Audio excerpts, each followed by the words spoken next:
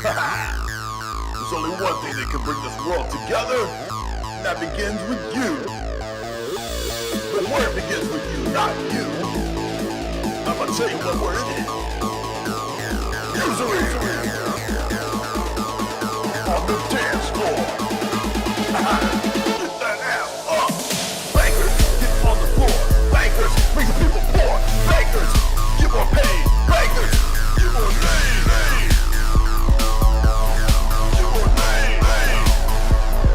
I wanna see your ass poor. CEOs, yeah, I'm talking to you. Get more hoes, get more paid, get more votes, get more laid. I wanna see the CEOs ruining lives to the beat. Ruin those lives in 141 BPMs. Oh yeah. Sweet cool. Sweet cool.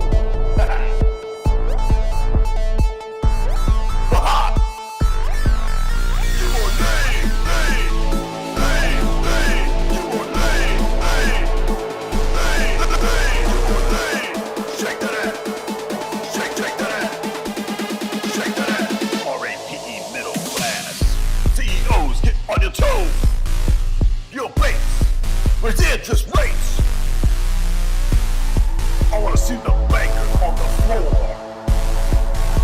I wanna see your ass poor. Make it clap. Make it fiat clap.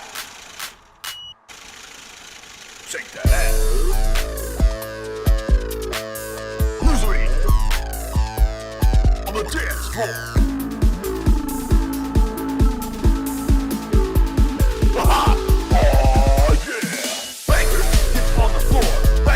Make the people poor. Bankers, get more paid. Bankers, get more laid. Only one thing can bring this world together. Destruction of the middle class. And more fiat cash in my bank account.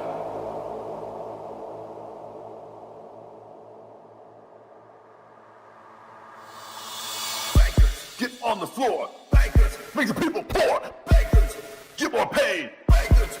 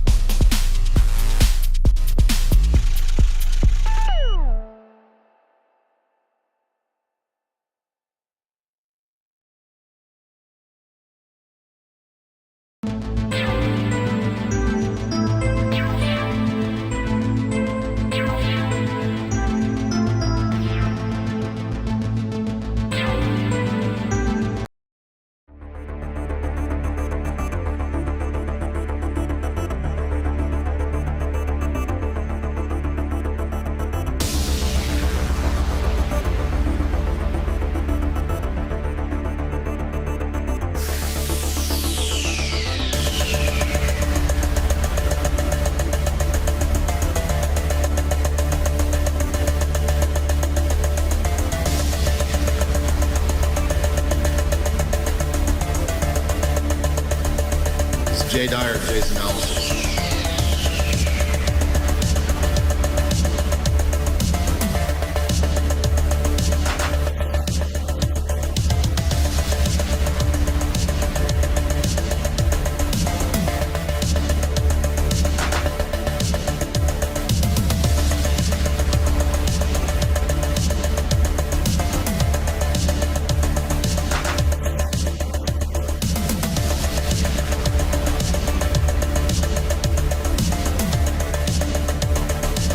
Jay Dyer, Jason Allison.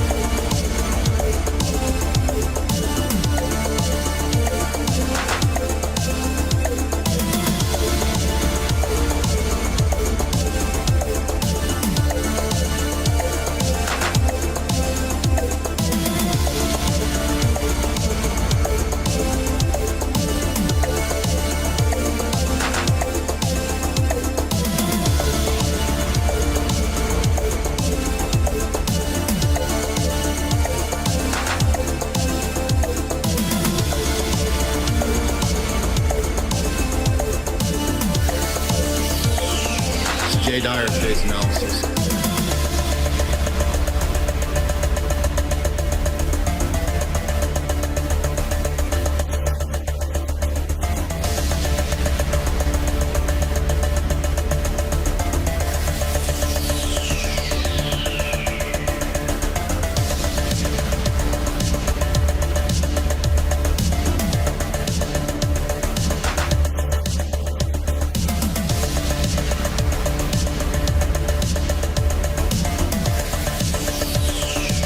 J. Dyer phase analysis.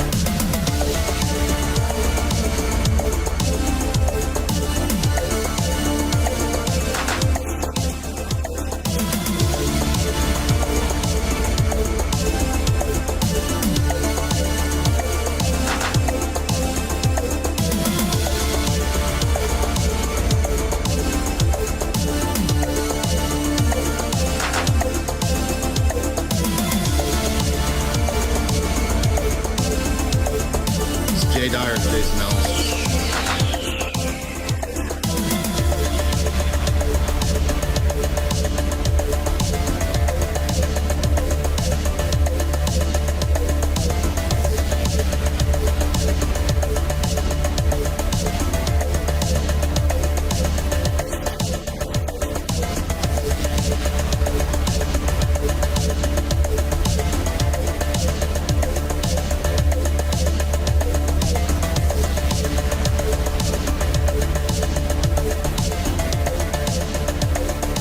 J. Dyer phase analysis.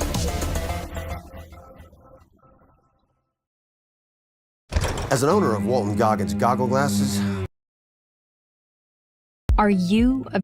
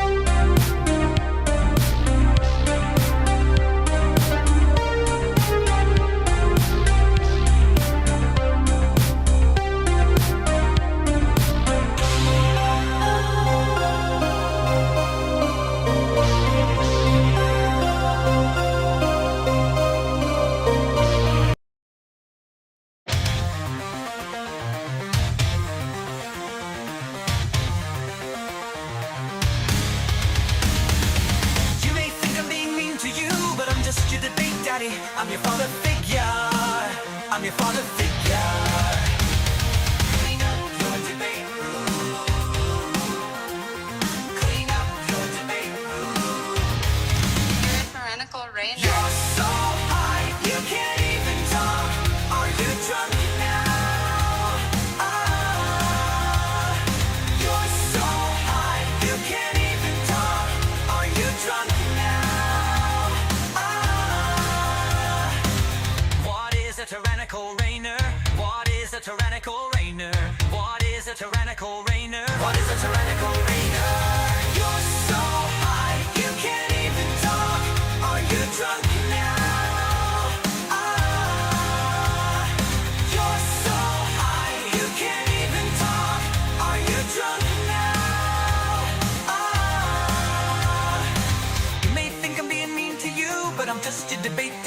I'm your father figure. I'm your father figure. Clean up your debate room. Clean up your debate room. You're a tyrannical reigner. You're so high, you can't even talk. Are you drunk now? You're so high, you can't even talk. Are you drunk now? What is a tyrannical reigner? What is a tyrannical reigner? What is a tyrannical reigner? What is a tyrannical reigner? You're so high, you can't even talk. Are you drunk now? You're so high, you can't even talk. Are you drunk now? You're so high, you can't even talk. Are you drunk now? Now, if you're a local business owner, listen up because I'm going to show you how to rank #1 on Google Maps and drive a Matt Dillon monkey climbed up on that tree. What you doing up there? Why you scared? Why you running from every debate that you counting now? You run from Andrew, you do, and from me. Matt Dillon monkey, you like them female monkeys with them bananas between their trees, hanging down upside down brown. Matt Dillon monkey, what you doing to me? Matt Dillon monkey, what you doing to me? Matt Dillon monkey, what you doing to me? Matt Dillon monkey, what you doing to me? Matt Dillon monkey, what you doing to me? Matt Dillon monkey, what you doing to me?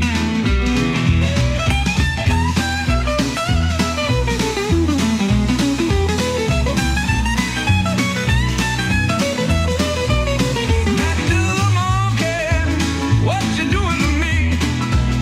Matt Dillon monkey, what you doing to me?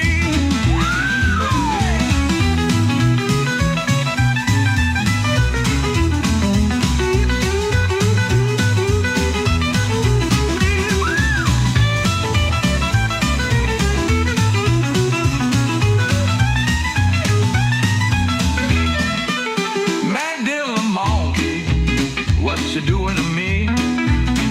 Matt Dillon monkey, what you doing to me?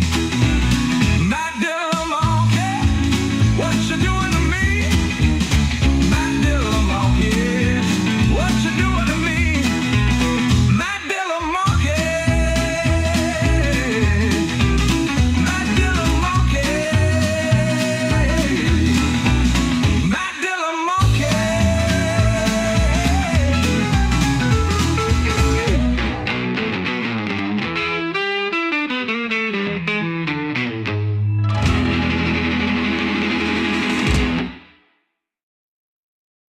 Matt Dillon All right. monkey. What's up, y'all? Welcome. A little bit of fun music there to start off a new stream. What's on y'all's mind today? Oh, wait, I don't care. Just kidding. We are going to talk about that subject that no one talks about. A subject that I've talked about for about 10 years. And I was thinking about this today, and I was like, you know what? As I put on Twitter, 5 to 10 years from now, there's going to be some gigantic podcast. And they're going to have some goofball on who's going to be talking about this. And everybody's mind's going to be blown when we've already been talking about it for 10 years. And you know what? A lot of things seem to be fitting this pattern, don't they? A lot of the things we've been talking about. For example, the essence, energy, distinction, theophanies, angel of the Lord. I learned about all that stuff over 10 years ago, 2008.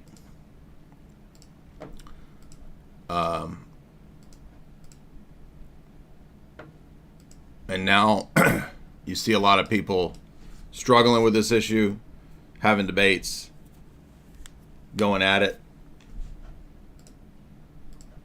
I'm not bragging because I'm saying that I we're all at different places. It's understandable. But, so many people over the years have, really been just nasty about these subjects and the topics, whether it's in the domain of theology or whether it's in the domain of the geopolitical, conspiratorial stuff. Just so many people so dismissive, so nasty, so hateful, angry about it. And over and over and over again, we find ourselves continually vindicated. And do any of these people apologize? No. Most of them do not. Some people change their minds and then act like they discovered all this. I didn't discover all this. A lot of this stuff was new to me.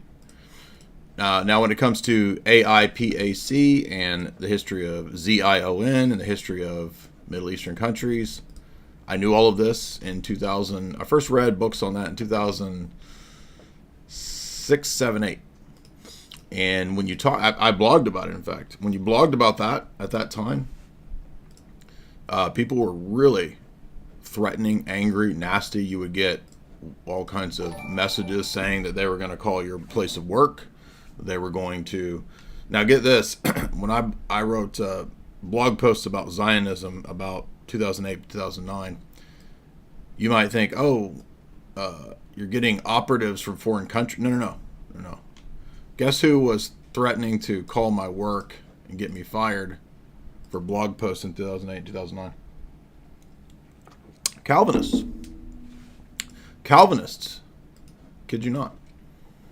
And in fact, one of those Calvinists, pretty sure he got the stabs, and he passed away fairly recently. So he and his circles, with their dishonesty, just totally scumbag behavior, I guess he got what was coming to him because he believed the system. So you had pro-Z Calvinists back in 2008, 2009. They said that the elders at their Calvinist church were going to find out where I worked. They were going to call. They were going to make sure that I was let go. This is how these people operate.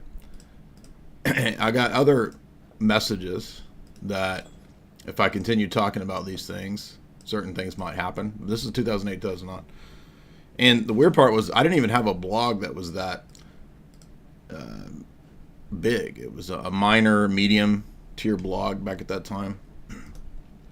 And, talking about the issue of ZION, that wasn't even the main focus of the website.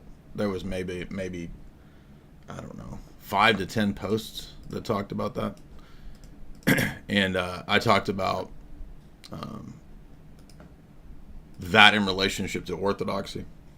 And a lot of people at that time, before, this is when I was almost Orthodox, 2007, 8. A lot of people in the Orthodox world as well at that time, a lot of normies and boomers, they also made threats. They threatened that if I joined, that they would try to get me immediately excommunicated. I mean, it's just, this is how crazy it was back in 2008. And so I realized that, people are not able to handle these topics in a rational way.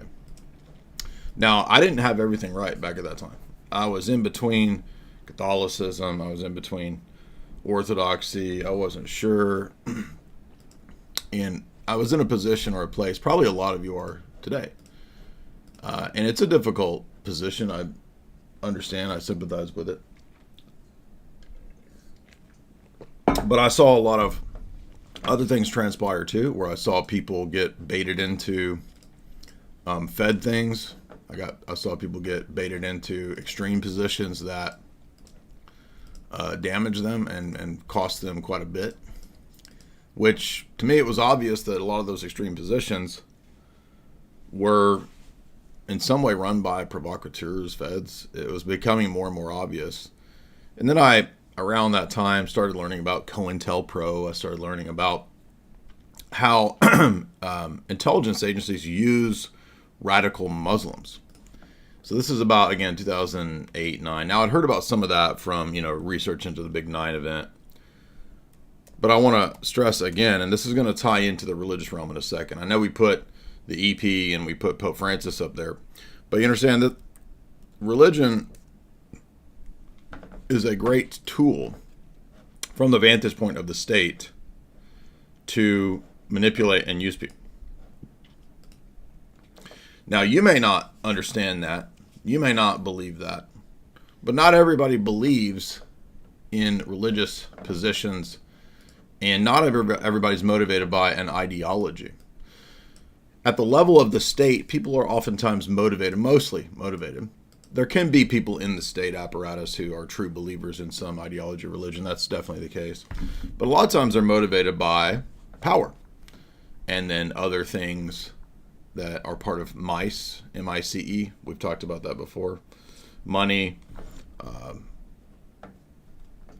compromise, ego. I forget what's the I. I forget what the I is, but M-I-C-E. Those are the motivations that intelligence agencies use to figure out what most people are motivated by. And you'll see what I mean here. Yeah. So what are the things that motivate people? MICE. Money, ideology, compromise, and ego. And religious people are not immune to this. Religious people can also fall prey to all of these same situations. It's ideology. I was thinking influence too, but it's ideology. So with that in mind, I want to remind you about what was admitted a few months ago on the New York Times main page here. And I'm only citing them because it's mainstream admission. During the 2014 to 2017 era of Pompeo and the arming of al-Nusra Front to topple Assad, you had $1 billion of our tax money given to a secret CIA war in Syria, arming people who were formerly al-Qaeda, quote unquote, all the same people. So essentially the al-Nusra Front of the, quote, moderate rebels, no, that's just al-Qaeda. That's a rebranding of a religious extreme ideology, right? Islamic extremism. And it was not just the CIA, obviously. In fact, it was also Israel that was doing this as well. And the head of Israeli intelligence talked about this not too long ago. We played the clip many times. He's on Al Jazeera, and he says, of course we want to destabilize Assad. Why would we want a stabilizing force when that could be more dangerous and more of a challenge? That's why we destabilize the countries surrounding us if we can. Do I have to play that again? Do people not grasp this, or are people just dishonest? We did a whole 3-hour stream on Middle Eastern intelligence the other night. It's a member stream, so you can go check it out. But let me see.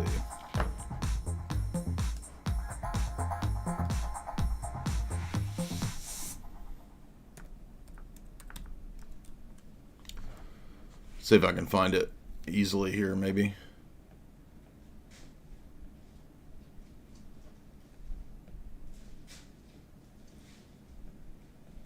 You can never find anything in this search thing in here.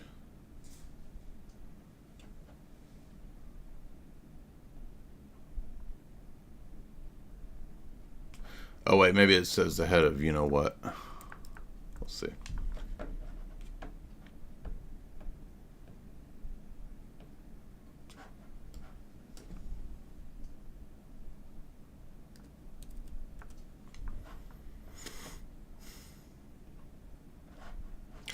I hate it when this shit doesn't show up. Let's see, ISIS. I know that's in the title. Let's try it that way.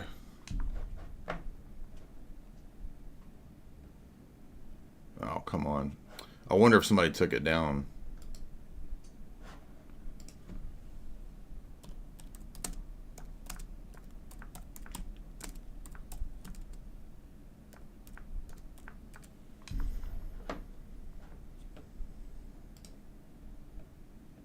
Oh, here it is, right here. I guess it suddenly is no longer in my... Hospitals on the border, including fighters from Nusra Front, which is, of course, the al-Qaeda proxy in Syria. Do those reports? So remember, al-Nusra Front, which we pointed out back at the time, 2014, is Al-Qaeda. And the way they spun it at that time was, no, it's not Al-Qaeda, they're moderate rebels. Al-Qaeda are extreme, and these are moderate. Hello? Now they're... Yeah, okay, sure. There have been reports that Israel's been treating wounded Syrian rebel fighters in its hospitals on the border, including fighters from Nusra Front, which is, of course, the Al-Qaeda proxy in Syria. Do those reports worry you that Israel's helping wounded Al-Qaeda-aligned fighters? As I said before, in a different context, it's always useful also to deal with your enemies in a humane way. And I think that when you have people who are wounded and you can deal with them in a humane way, the considerations as to whether to take them in are not simply whether it's politically useful or whether it's politically So it's purely humanitarian, you say. So there's no tactical or political strategic... I didn't say there's no tactical. I said the main consideration, the immediate consideration is humane. But the tactical issues involved, I mean, you know better than me the phrase blowback. You don't think there's going to be blowback against Israel if you get into bed with a group like Nusra Front? No, I don't think so. I don't think there's going to be blowback. Why? Because I think that, unfortunately, the rules of the game in Syria are such that you can do anything that is not possible to be done anywhere else. So remember, this used to be a insane conspiracy theory. Now that it's declassified as timber sycamore, well, it's just the rules of the game. So notice they always do this. You talk about it, that's an insane conspiracy theory. Then when it becomes more and more public, well, why is that such a bad thing? Right? That's how they shift the Overton window in the discourse. And then it becomes a full-on defense of it. Why we must defend al-Nusra. You see? So, again, I was writing articles and going on podcasts in 2014 all the way to 2017 talking about this at the time. And thousands of people gave me the most intense, just hatred, just nasty, awful argument, feedback. Just people were acting like just complete pieces of shit, man. And it was all true. Now, why were they doing that? Well, most of the people have no knowledge of these subjects whatsoever. I'm not a Middle Eastern expert. I don't even claim to be an expert on these topics. But I looked into it enough and read enough books to get a general idea of what was going on. And it was kind of obvious. Well, of course, the CIA is going to arm the radical Muslims because they've been using and doing that for a long time. Even prior to 1979 in Afghanistan. How did I know that? Well, I read Miles Copeland's Game of Nations book, where he has an entire chapter about the usefulness of extreme Islam and their terror to the West. So they talk about it in their books. That's how I knew. I'd also read a leftist book at the time. No, actually, this was before that. No, it was about 2013. I read Joseph Trento's book about the usage of Islam. Now, he at one time had these books that he wrote that were kind of good critiques of the CIA and these kinds of moves and operations. And then he went like full just Democratic Party line. And every now and then you'll see people that do this, Webster Tarpley, people like this. They'll put out books that admit a lot of things, and then suddenly they're just 100% insane, pushing everything that the Democratic Party pushes. So, for example, and we're just using Islam as one example of this. I read this book back in 2007 or 8, Prelude to Terror, Rogue CIA, okay, by Joseph Trento. This came out in 2005. I read it probably 2010, 11, somewhere in there. And this book talks about using and honey trapping people, especially prison Muslims, black dudes in prison that get into Islam. They're usually brought into or utilized by these kinds of operations, right? It's not that complicated, not that difficult to figure out. One example is if you have let's say you have a genuinely organic movement that begins to rise up, that it's some way politically or religiously politically affiliated.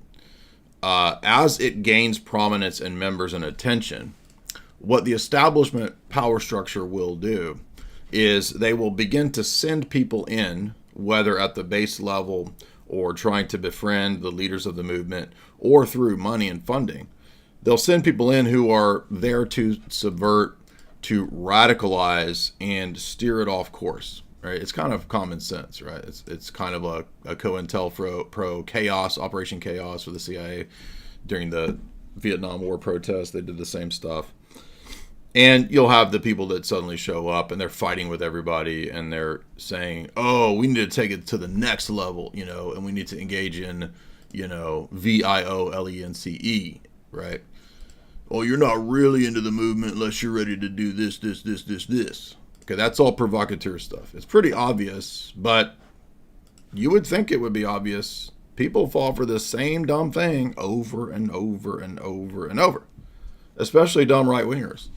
The right-wingers are as dumb as the left-wingers and the Muslims who fall for the same thing over and over and over. It's amazing. I can't understand how you'd be this stupid, but they're this stupid. And they also wait until there's a new crop of young right-wingers who get radicalized online, who are brought into the same stuff, and they fall for the same stuff. I've watched it since the 2000s, people falling for this stuff. And you'll even have people who get caught, get busted, change their lives, become Christians, and admit that they were entrapped, and it still doesn't convince people. The people are still too stupid. So there's a never-ending train of dummies that fall for this stuff.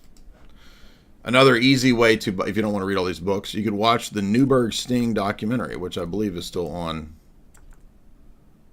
YouTube. And it's just one example. This is a 2014 film. We're watching this when it came out. And it demonstrates how these people at this idiot mosque were entrapped. They may have taken down the full documentary. Let's see. And you had these like, it's a bunch of black dudes that got into Islam in prison, and when they came out, they joined this radical mosque in like New Jersey or somewhere. Okay, and they were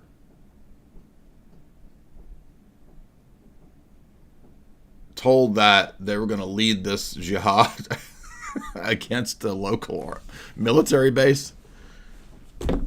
I mean, this is so stupid, but like, they literally thought they were going to go get bazookas and go after a military base. And of course, the police busted them right when it happened, right? But that's how this works. And this has been going on for a long time. And even people in the comments are hip to it. They're like, the same thing happened in Portland, Oregon, where with the Christmas tree, BOMBER. The FBI entrapped him and took praise for busting this. Yeah. So this was a big racket back in the 2000s where they would just run these honey trap things that were so obvious. But people fell for it. And if you see that, you notice this model, okay? If you watch the documentary, they bring in some Muslim dude from the Middle East. I can't remember if he was Iranian or Syrian or what he was, but he was an obvious operative. And he just set all these people up, and then he flew away. The same structure and the methodology, they do the exact same thing. So they'll do the same thing to the far right. They'll send in these people. They'll do the same thing to the far left. You see. The patterns and the means and the methods are the same. It doesn't change. Now, this is the radical Muslim side of things. And by the way, I'm not saying it's always the government. It's always entrapment. No, there's plenty of idiots who will do this crazy stuff on their own. But sometimes it is entrapment. We saw a similar situation with the Bundy Ranch. The Bundys were kind of naive Mormons who believed in they were opposing eminent domain back at the time, right? And they had this standoff supposedly with the feds, which was all like a stupid. There was like multiple phases of this standoff. Anyway, eventually that whole thing fell apart because they fell for the trap to stand off against the feds in some cabin out in the woods. It's so stupid. Like the way this, it's so obvious you would think people would get it, but it's a never-ending scam that never fails. So, well, I would say never fails. Sometimes it doesn't work, but so these are some examples. No, Ammon Bundy and the ranch, the Bundy Ranch standoff, not the Bunny Ranch. Okay, these are all, I've heard this joke a million times. I went out there at the second time with Patrick Henningsen to help him with a documentary. So I saw a lot of this because there was a 1-year anniversary rally of the standoff over the land that they have grazing rights to. These Mormons have grazing rights to. But what had happened was that basically the feds had sent in people who were their security.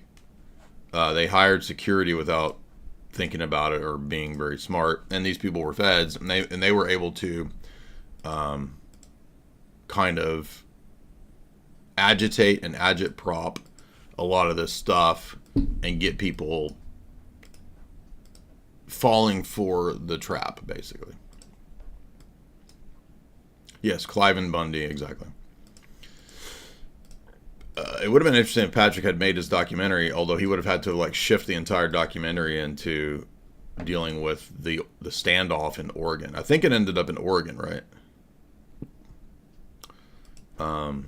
Anyway, the Bundy stuff was its own whole saga. It was crazy, but you could watch like how the establishment, how the feds were planning it. It's like a 1, 2, 3. It's like a 3 acts of a play that they had planned out. It was pretty wild to watch how they did it.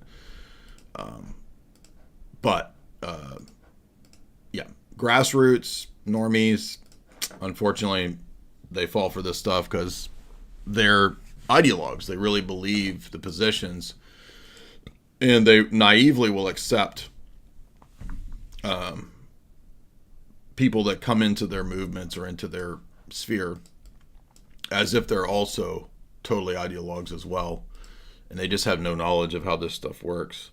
So those are some examples that we see in other domains of religious engineering, we could call it, which has many dimensions to it. So those are a little more extreme with direct CIA arming and funding and training with al-Nusra and this kind of stuff, or entrapment through fake mosques and this kind of stuff. But we want to step back a little bit and get a little bit of the historical picture of this whole domain and realize that although this might be new to some of you, this is not new. The state's interest in the domain of religion goes back to the beginning. The state has always, in some way, been a religious institution, believe it or not. Even if it's a secular state, the secular state still wants to project godlike power. It's the nature of the state. There's a great book that was written some decades ago that is very obscure, very rare. I don't even remember how I came across this book. I found it in some library and archive somewhere. And I was like, what? Oh, I remember how I found it. So back in 2008, I read Francis Dvornik's book, The Phocian Schism, right? And I was looking up, hey, this Dvornik guy is interesting, because I was trying to figure out, between Eastern Catholic and Orthodox. And, so I was reading this famous Uniate scholar, Father Dvornik. He was a Czech scholar of Uniate Catholicism, a Byzantist and a Slavist Roman Catholic priest. And he wrote these books about the history of Byzantium. And, I was like, okay, this is interesting. I'm reading this. This is cool. And then I noticed, wait a minute, he has a book called The Origins of Intelligence Services. What? Why would a Uniate priest write a book on the history of intelligence services? Why is it found over here at the U.S. Navy War College website? Why is it right? Like what? So I tried to get this book. Well, guess what? You can find this book anywhere. And about 8 years ago, somebody sent me an entire photocopy of the book. This is pretty awesome. And by the way, I think they wanted the photocopy back, but I think I actually forgot. So I have the actual book. Now, my suspicion, I can't prove this, I don't know this, but I would guess that there's a couple possibilities. Father Dvornik could have been an intelligence operative of some kind, and there's a lot of history that backs up the idea that many priests, many spies have gone under priest cover. That's not outlandish or outside the realm of possibility. In fact, I might write my next book on that because I've read a lot on this topic. And nobody really has a book on this. At least not the type of book that I want to write. It would be a first of its kind. But what Dvornik talks about in his book is that, if you think about it, really, the state has always been allied to religion because it wants to have a religion amenable to the state. And any rival cult or religion that springs up or comes in from an outside power could potentially be a threat to the dominance of power by the state. And he begins his discussion in the ancient Near East, and he talks about Egypt. He says spies were a key to the first great empire coming to power. Amenhotep III had a very capable, vast spy network, and this really helped establish his reign. He talks about how Pharaoh understood that his religious mythology would help solidify his power, and thus it was necessary to have priest spies. He talks about the early spies back at this time for Egypt, Assyria, the ancient Middle Eastern countries were postmen. The earliest spies were the mailmen. And that makes sense because you've got a message from Pharaoh. You got to deliver this message to the king. You're going to be, to the other rival kings. So you're going to be interacting with a lot of people and spying and so forth. So it makes sense. And he notes that any empire or imperial system requires a massive intelligence apparatus. And he goes through that. We're eventually going to lecture on this, just on this book. It's a pretty vast, heavy historical text. So I've not really done a full-on lecture on that book, but it will be a fun one to do. And so Dvornik talks about this in the ancient world. He also has chapters on Islamic spies in the Middle East, history of Arab spying and espionage, and he has a section on the history of Byzantine espionage. Those are going to be fun chapters to do. So we understand then that, this is not anything new. This is really ancient. Now, when we think about Byzantium, when we think about the controversies in the history of the church, or even the Arian crisis, we know that the state, when you had, for example, Arian emperors, the state wanted to come in and say, this is the Christianity, the one that the state essentially can manipulate. And it was very similar with Christological disputes, and very similar with iconography, right? The iconoclast, there was also state interference with iconoclast emperors and empresses and this kind of stuff going on as well. And in my recent lectures, I covered the biblical discussions of espionage. So again, this is not just ancient Near Eastern history. There's also a lot of biblical references to espionage, spycraft. You have Ehud, you have Joshua sending out the spies. If you watched any of my live lectures this year, the focus and the discussion was about espionage and sexual compromise. So we talked about that. I'm not going to rehearse all of that, but just pointing out that, this is a lecture, by the way, for subscribers if you want access to the history of espionage. And even the CIA, did you know the CIA in their journal put out a an essay one time about biblical espionage. And believe it or not, they missed one of the best examples of a honey trap in the Bible. Hello, Delilah. Delilah was a sexual entrapment operation by the Philistines, and it worked. So wait a minute, what? Yeah, exactly. You didn't realize that there's like midnight climax operatives in the Bible? Yeah. And if I recall, this is an old like 70s essay that was written. The Bible on Espionage. If you read Alan Dulles' book on spycraft, the first chapter is about the same thing. Joshua and spying in the Bible. I think this is it.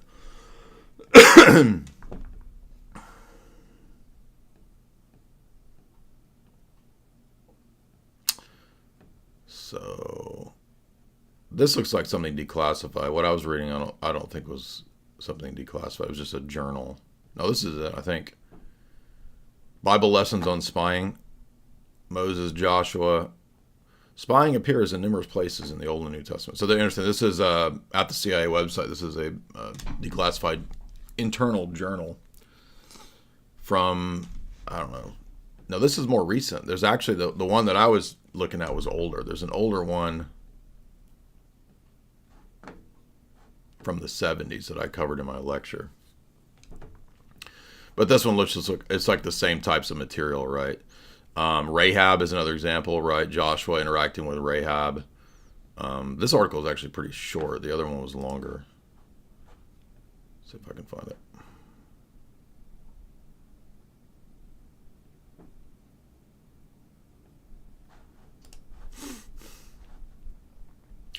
I would add to, there was an inquiry into this, by the way, back in the 90s. And the problem with this inquiry is if you read through it about the CIA's use of journalists and clergy in intelligence operations, you basically get these compromised senators whitewashing it and saying that, yeah, but it's not a big deal. So what? And it doesn't really happen. Although sometimes it does, but it's not a big deal. So this is kind of a worthless document if you actually read through it.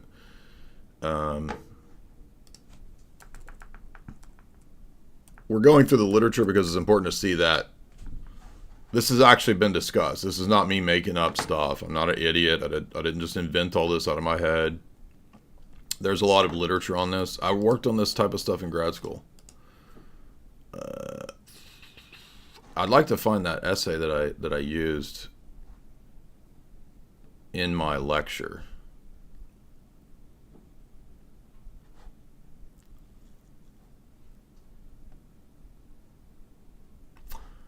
Anyway,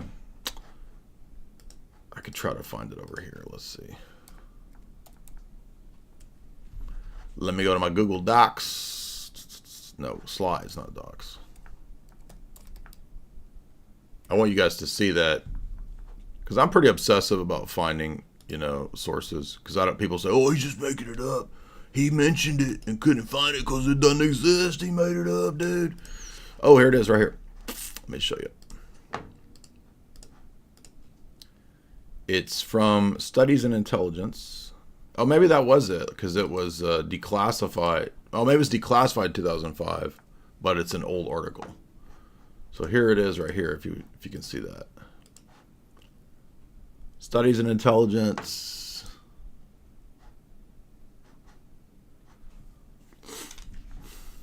The journal mentions everything except the most obvious honeypot, Delilah.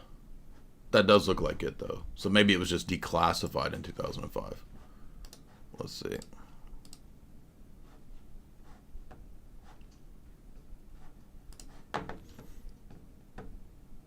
Oh, yeah, that's it. Yeah, this is it. So this is a 1978 journal, an internal CIA journal, declassified in 2005.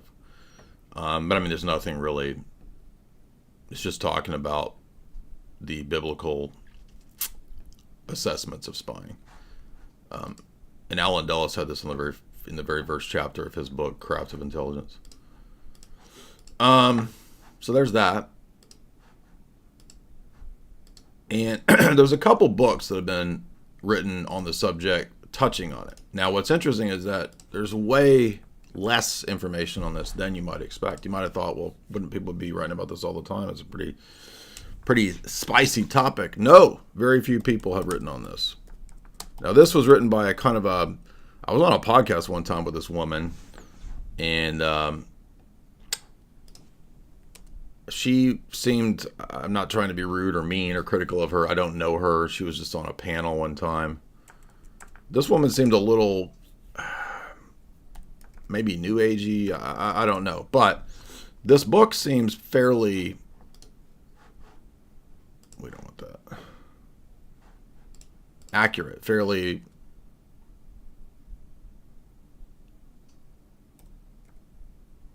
correct, shall we say. And this one just focused on the role of the Rockefeller family in Latin and South America. And it's called Thy Will Be Done, The Conquest of the Amazon. I'm trying to pull up the actual PDF here. Nelson Rockefeller and Evangelism in the Age of Oil. Let's see. And this book discusses, for example, various missionaries that were used for operations, operatives, etc. Maybe the search will work. Cross your fingers. Let's see. Sometimes it doesn't. Come on now. Now we'll search the damn book, not all of archive. Is this search within the book? Let's see.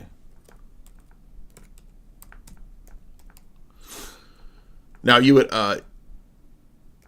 it should be obvious, right, that missionaries, well, that's a classic, easy spy cover. And it's not just USAID that was one of these cutouts that's funneling money to all kinds of crap, right?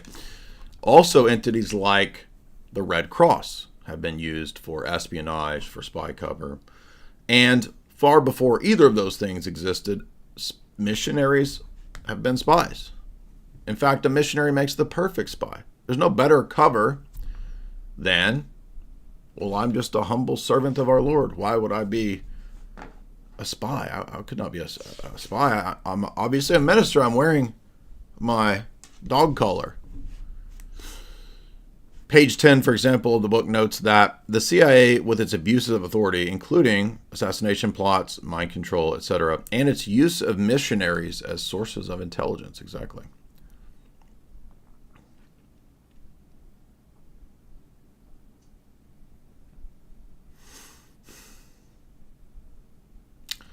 Here the book notes, Father Bourgeois' arrest came after he challenged the presence of a CIA officer, the embassy's labor attaché, at a meeting between the Maryknoll missionaries and the U.S. ambassador. Now, wait a minute. So you're saying that perhaps Roman Catholic convents and missions might have been used in this? The missionaries came in the cultural, social, and political side of the conquest. This is page 16. And Rockefeller development goals through the Summer Institute of Oil Logistics. I think that's oil.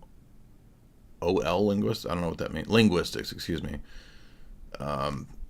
So this is like discussing the fronts that could be used during the Cold War and via religious institutions to set up operations down there. And by the way, Nelson was CIA, head of CIA operations in Latin South America.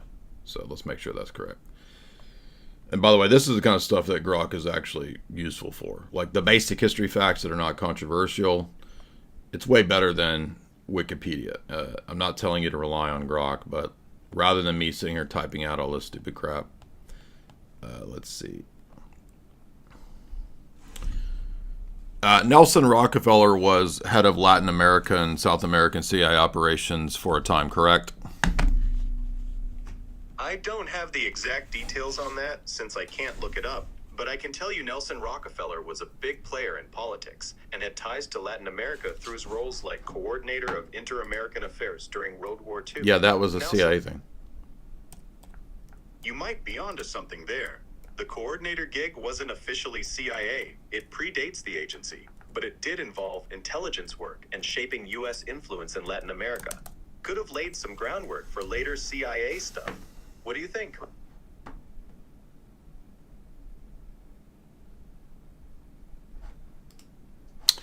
Anyway, moving on through the book, it says, All right, let's switch no, not gears. you. Hush. Hush up.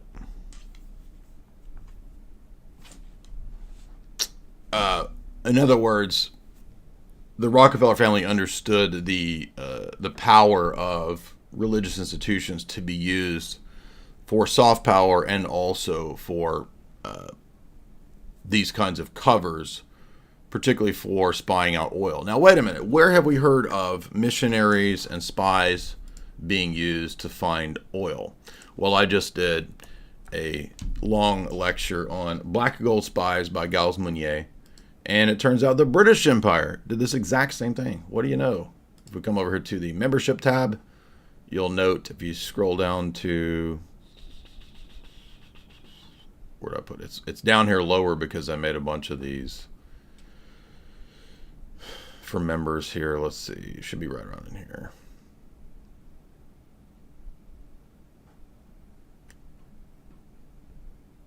Well, where'd it go? Oh, I think I actually made this one public for a little while. That's right. You can't understand.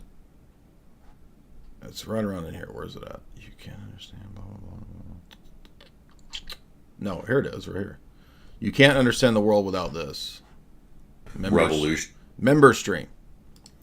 And when we covered Black Gold Spies, although the book was not primarily about religious history or tradition in regard to the topic today, many of the spies that were sent out by the French, the Russians, the British, all were under, or many of them, I should say, were under religious cover. So they pretended to be missionaries, priests, and they were actually spies looking for oil.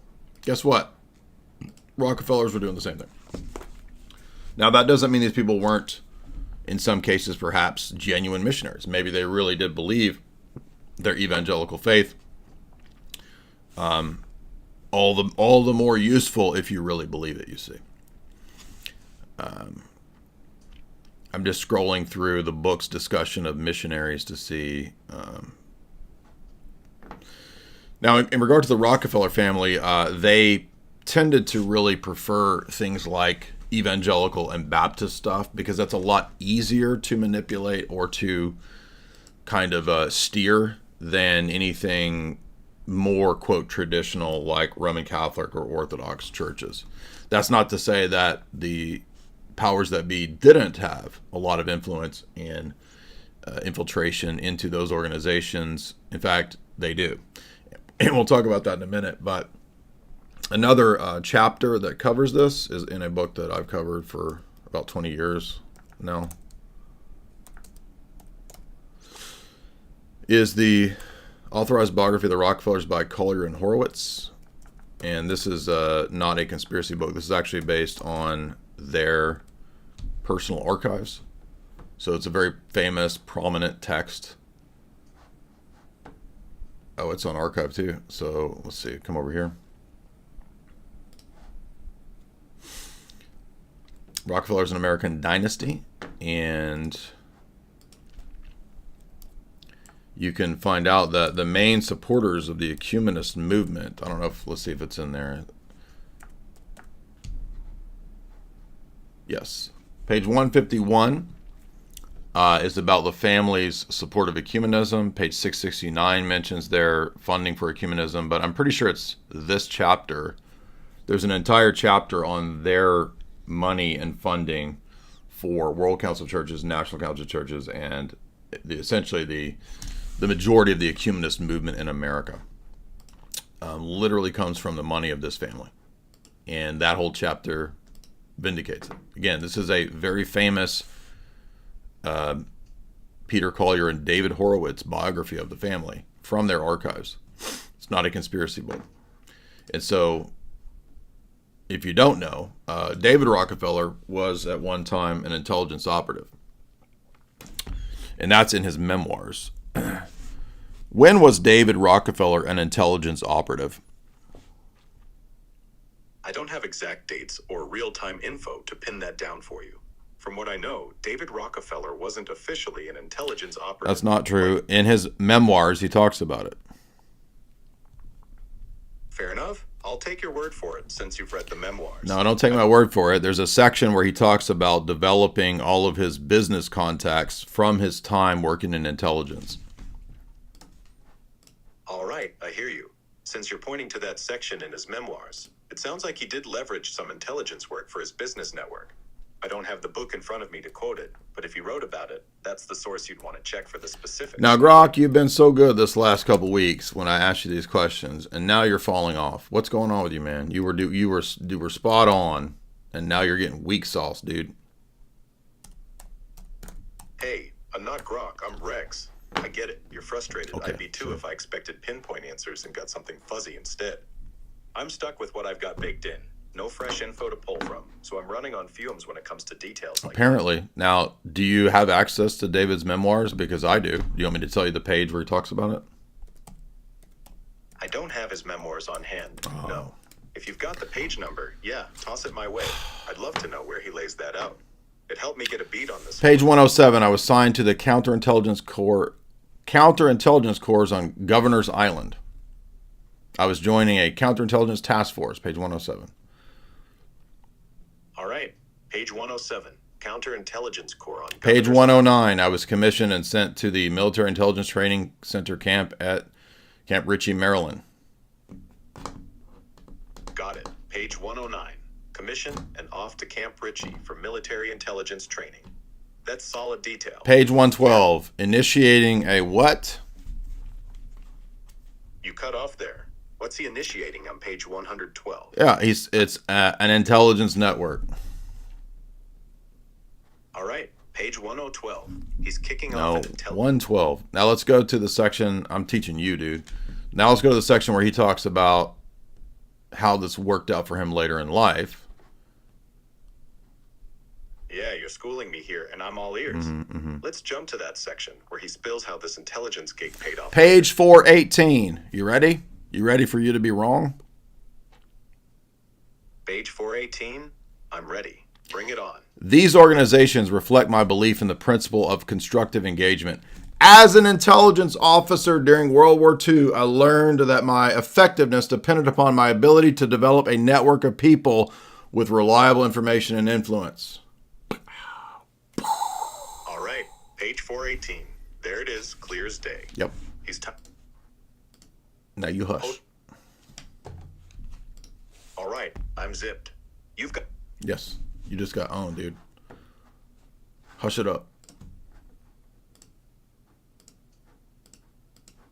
Now, the weird part is, like, the last 2 weeks, when I bring these books up, Grog has been super good with, yes, that's on page 110. You're spot on. James Jesus Angleton was stationed in Rome. It's like, he's been so good, and now he's getting all weak sauce right when I need him. Right when I need you clutch to pull through. But it's actually a good thing that you failed here, because it shows that human memory capabilities are still superior to whatever bunch of nonsense you're putting out. Straight white male since $5. He says, we was ahead of the curve and she. Dude, I just wrecked Grok. You said your name is Rex? More like wrecked. Oh. By the way, guys, welcome. Who else is talking about this? We got almost 1,000 people over here talking about subject matter that no one else talks about. And we got $30 in super chats. Nobody wants to support.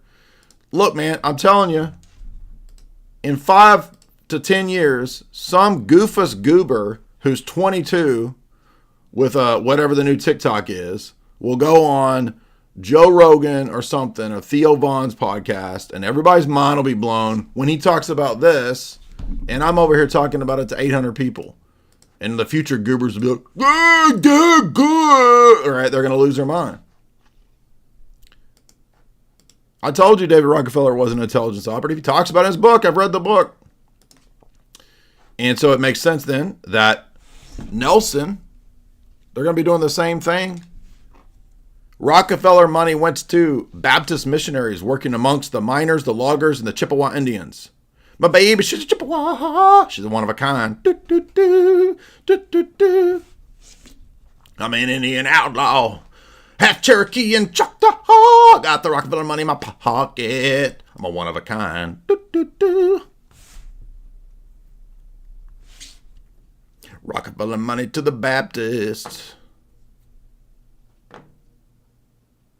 The reason we're using this search is because there's no other way to do it. This is like an 800 page. Oh, no, excuse me. It's a 1,012 page book.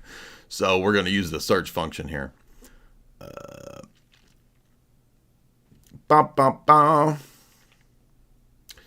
Well, I'll be danged. There's 181 uses of missionaries. So maybe we need to narrow this down. Let's try CIA real quick and see what we get.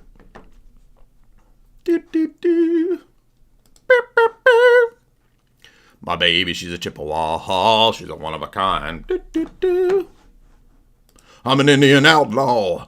Half Cherokee and Choctaw. My baby, she's a Chippewa. She's a one of a kind. Literally no one else on the internet is talking about this shit, dude. No one else talks about this shit. Where's the love, homies? I'm giving you the sauce. All right, let's see if we got anything about anything specifically CIA. No, let's see.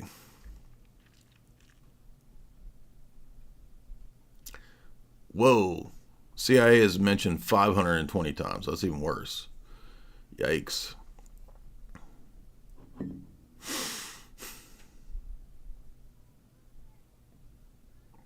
Now, I know Nelson had some role, but I can't remember which book I read that in. It might be in Servando Gonzalez's book. But Nelson had some role as working in CIA Latin South America. By the way, that's why he's pictured with, is it Papa Doc? Yeah, Papa Doc. He's down there with the voodoo people. He's doing voodoo down there. Yeah. He's in Haiti. Look at that. There's Nelson Rockefeller with Papa Doc Duvalier. What do you know? Why are the Rockefellers flying down to Haiti? What the heck? Boop, boop, boop.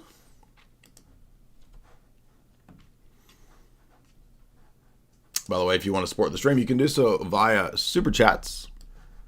Super Chats are done right here. Papa Doc, baby. Right there.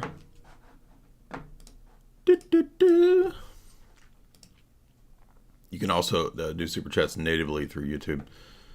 H. Brazzi, $10. This is the funniest thing about the Spurgs of Jay. They expect you to constantly talk about something on your channel, and then the one thing they themselves say they get you deplatformed. Well, I mean, yeah, it has to be done the right way, the way you discuss stuff. And I think on my channel we've always discussed, and on my books, everything, we've discussed a wide array of confluences of powers. So it's not just one thing, it's a wide array of things. And that's a good point there. H. Brazzi, $5. If you don't always only talk about one thing that is dangerous, that means you are a shill.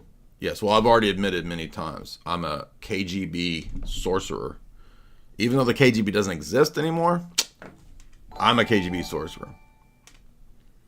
H. Brazzi, $5. I like how it went from what is critical race theory and why is the right obsessed with it to critical race theory is based, and if you don't support it, you're a racist.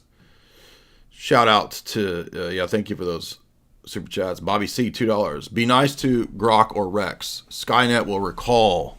That's a good point. If I'm too sassy with Spynet,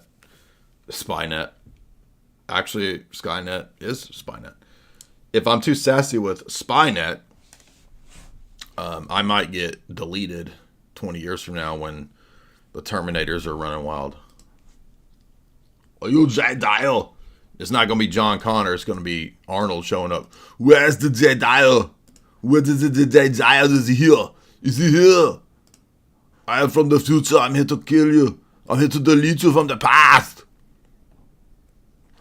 Which reminds me of one of my favorite of all internet stupid things. Remember this classic?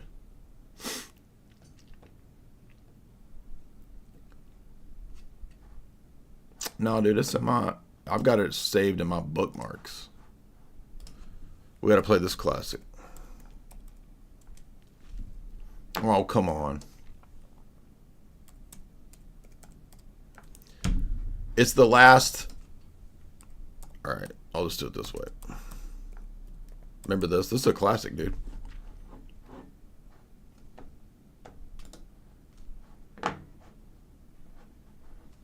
I want the full clip. I don't want this thing truncated. Here we go. Everyone ought to have a cigar. So everyone ought to have a cigar. Like, how, after being in America and being in movies, he's like Klaus. Like, how long you been speaking English, dude? You've gotten no better in like 40 years. Like, how do you not have any progress after 40 years of being in movies? And but I guess in the movies they only give him like one, you know, his dumb one-liners, right? Like, "Nice to see you." Because after dinner, everyone ought to have a cigar. So I tried it. Well, the rest is history. I'm still smoking stogies. I love it, and he introduced me to something really good. And I know now the next question. Knowing you, being the interviewer that you are, digging in deep all the time, you will say now, what does your wife think about that? You will say now, what does the wife... I love this part. You will say now, what does the wife deep think? All the time. You will say now, what does your wife think about that? Let me ask you something. When my wife's father has introduced me to stogies, what is she going to say? She's not going to say my father made a mistake, because her father never makes a mistake. So therefore, it is okay. I can smoke stogies around her. I can smoke stogies in my house. First of all, because her father introduced me to stogies. And second of all, because I'm a stud. I'm ballsy. I don't take no shit from anyone. I smoke my stogie anywhere I want. I don't have to find a hideout place like you. Because I posted that and I can't find it. My version of it should have gone viral. I don't see it. But anyway, that's a classic. Remember that? Anyway, let's get back to the subject matter at hand. David, the intelligence operative. Exactly.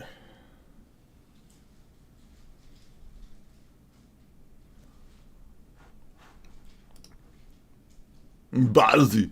Not like you. Straight YML, $5.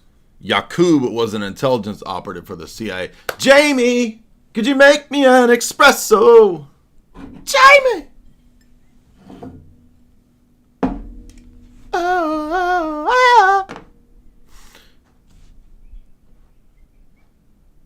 H. Brazzi, $5. You should have hit Grok with your signature line. So you want to be an AI, you don't even know the basics, dude. I'm not trying to be rude to you, man. Jethro became a member for 11 months. Woo! Dang. Standard Homo Sapien became a member. What's up, dude? Welcome. Welcome to the memberships. Welcome. Welcome to Thunderdome. Could you make me an espresso? Thank you. Richter, 18909 becomes a member. XX Wolf, XX $2. Jay, you're a corporate shill serving the elites. I'm LDS #1. Oh, he got me. David James Flood became a member. Caleb G. Davis became a member. Welcome, boys and girls. I mean, almost all boys, no, and one girl, maybe. Actually, the whole audience is like 90% dudes. It's a sausage fest over here, dude. It's a sausage fest. There's not a lot of ladies over here. Y'all boys gonna have to fight for the 1 out of 10 girl. Michael Geron, CZ, $5. Keep it up. You got it. JT777, $5. What am I supposed to do with this info? This is I hate this low tier slow boy response. It's one of the worst responses because it's not my job to tell you what you're supposed to do in your life and what you're supposed to do with an education. My job is to be an educator and an entertainer, an infotainment man, if you prefer. So when you ask me this stupid question, what am I supposed to do with this? What do? Dude, go play your video games. Nobody's making you be here. If you want to go live in Fortnite or whatever the hell y'all kids play, nobody's making you watch a live stream. Pizza guy, $5. In Poland, during the Soviet control, the PAX infiltrated the Catholic Church and made it even more commie. Oh, absolutely. And of course, the Soviets did the same thing to the Russian church. But not just the Russian church, but, the Soviet bloc churches as well. They had, NKVD, operatives, KGB operatives. And we're going to talk about that here in a minute. Petu, $1. Is there any issue in being received in the Finnish Orthodox Church under Constantinople? I don't believe so. It's the only one around here regarding ecumenism. I mean, not unless they force you to do something that's itself ecumenistic, right? So, like, if they're trying to get you to pray with Roman Catholics or something like that, it's not your fault, no. Petu, $10. Regarding the ecumenical patriarchate, oh, he said the same thing. Is there anything about the Finnish Orthodox Church under the EP? It's the only one in Finland. I mean, yeah, that's your only option. That's what you got to do, right? I converted thanks to Tag and your explanation of it. Oh, I mean, that's great to hear. Yeah, so the point today is not that the influence of the state invalidates all the churches. Okay, we don't have this kind of crazy, rigid view that, because every church has the state trying to influence. Every organization will have these entities trying to influence them. So the point is not today that, I guess it makes everything invalid. It's not a black pill thing. It's not telling you to become some fringe, crazy, sectarian weirdo. But we have to know about this, because if we don't know about this, we won't know about the means and the methods of how these institutions try to change the church. And one of the key books that we're going to talk about, and you can go back into my archives and find me doing hours of lectures on this book, is the David Wim Hof book. John Courtney Murray, Time Life Magazine, and the American Proposition. The point of this is so that we know how they try to change the church. Very wealthy people like these people right here, they would like to see the church turn into an institution that aids them, Americanism, corporations, whatever. And that means things like ecumenism, watering it down, making it more amenable as a social gospel versus the actual apostolic tradition. And in the Rockefeller authorized biography, there's a whole chapter on Daddy Rockefeller's conversion away from Baptist theology to what's called social gospel. And then he realized that social gospel would actually be a much better tool for the powers that be, that are the zillionaires, to turn Christianity into a means of the furtherance of the Americanist structure, the oil power, etc. They also play a big role in this book. I'm just using them as an example. Of course, there's other families that are powerful and funding things. Of course, there's, excuse me, thank you, the Adelsons, there's Soros. Okay, all of these families do this. These wealthy zillionaire families, because it's part of the game of power. And it's no different than the models and means and methodologies of the ancient empires trying and doing the same thing. The only difference is that the technology of how this can be done is much more sophisticated, much more covert, much more covered up in layers of foundations and fronts and seemingly do-good institutions that, I'll give you an example. In the Rockefeller's, not memoirs, but the Collier Horowitz, the other book, there's a discussion where Rockefeller put in a liberal pro-Skittles minister at a seminary, and it was like, oh, if you put this guy in to teach, guess what? You're going to get a gigantic new multi-building seminary superstructure. That's how it works. It's not. This is not rocket science. It's not that complicated. And there's a whole chapter on that. In fact, there's a whole chapter on them talking about creating. Maybe I should go back to that because I knew this 20 years ago, but I guess to a lot of people this is new stuff. Let's see. Creating the Riverside Church.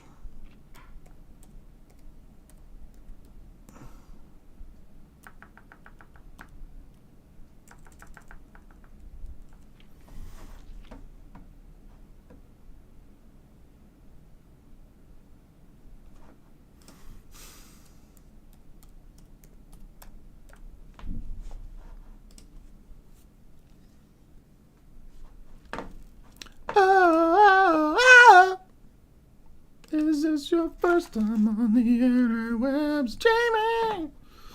All right, so come over here, Collier and Horowitz, Rockefeller Dynasty, and we're going to type in Riverside Church because this is the church, the cathedral that they literally just created. They just made up a cathedral church. Page 153, Park Avenue Congregation. It's the minister that they put in is Fosdick, the super duper lib guy.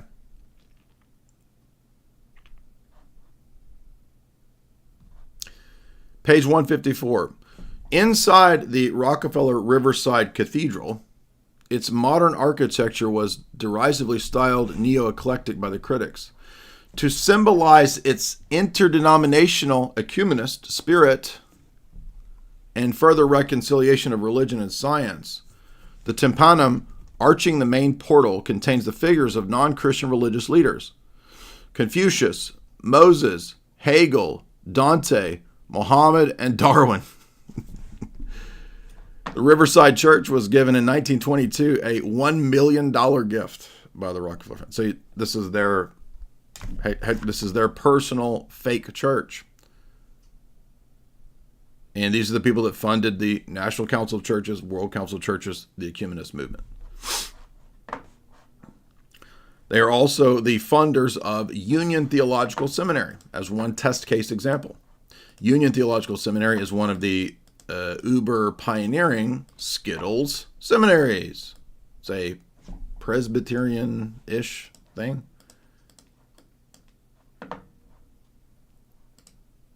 So can you guys see this? You think I'm making it up? There it is right there. See it?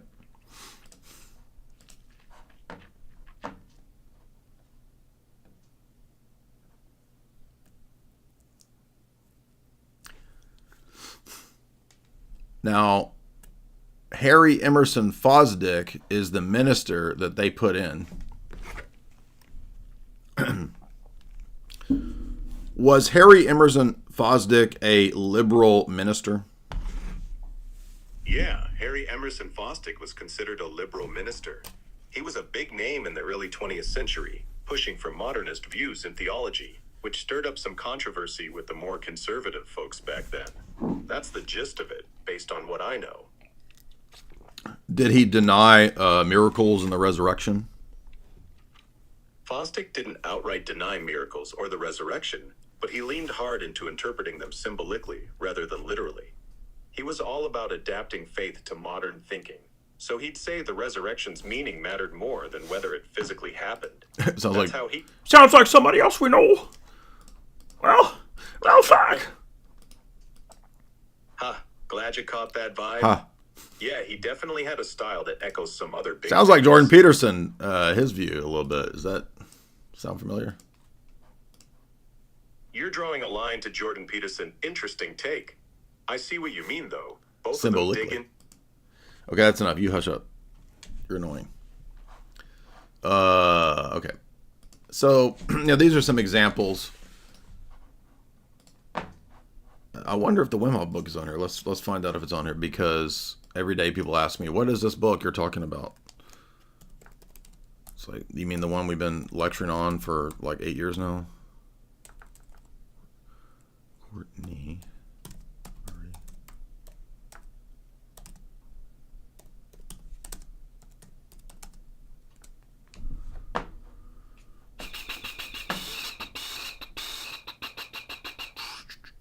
Okay, I don't think this is on archive.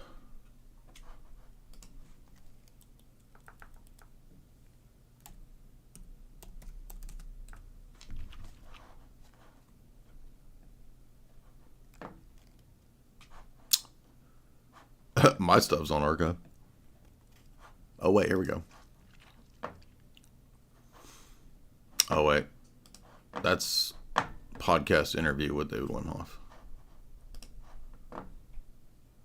Okay, so it doesn't look like you can see that one on there. But is it still for sale? It should be still for sale, right? I think it's reprinted in this black and white cover versus this red cover. And don't be fooled by whatever idiot gave this 4 instead of 5 stars, because the book is like, this is the book. It's massive. It has 990 pages, and it has probably 1,000 footnotes, maybe 900. It's a lot. Okay. And most of the stuff that you've heard me say about, I don't even know if he goes in. Does he even go into Gladio in here? Let's see if he talks about Gladio. I don't even remember. I haven't looked at this in a few years. Let's see.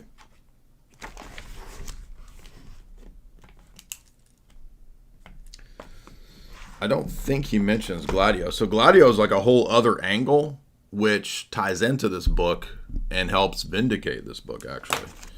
So obviously this is a lot to do. We can't really cover this all in one day.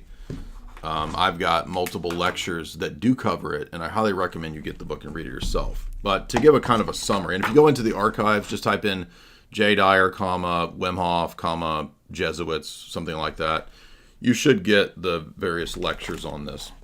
And they're 2-part lectures, so there's at least maybe 10 hours of lecture on this book. One thing that I really like that he talks about, which is very important to, I think, demonstrating the error of today's Roman Catholic Church, is the tie-in to ecumenism as the Americanist version of religion. Because ecumenism is a lowest common denominator watering down of the religion and the message to make it palatable and to make it sellable, marketable. And Wim Hof perceptively ties that to the Americanist ideology of consumerism, democratic capitalism. Makes perfect sense. So the ultimate religion of America is ecumenism. Americanism is ecumenism, and the pioneers of ecumenism in the Roman Catholic world, which is what a lot of this book is about, were themselves first and foremost Americanists. For those that don't know, in the world of Roman Catholicism, back at the turn of the last century, late 1800s, 1900s, there was this issue in the Roman Catholic Church where there were discussions and debates about Americanism. Could you be a faithful Catholic in America and sacrifice some of the principles that the traditional Roman Catholics had, such as the necessity of a Catholic Christian state? Could you sacrifice that for the American idea of separation of church and state and still be a faithful Catholic? Now, shocker, the popes said no. In fact, it used to be called a heresy. By the way, how many of the trad cats ever talk about this? None of them, because they don't go here.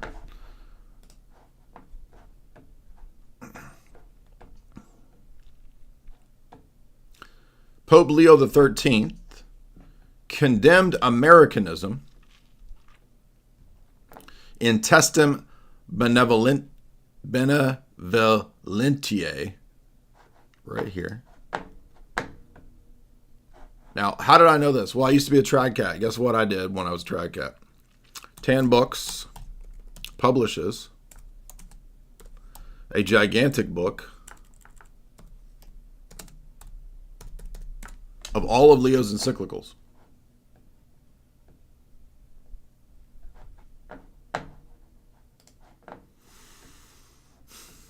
See this right here? A Light in the Heavens. I read this entire book. It's about a 500-page book. I read all of Leo's encyclicals. This is one of the reasons why I know Catholicism better than all the Catholics, because I was the I was the ultimate trad cat.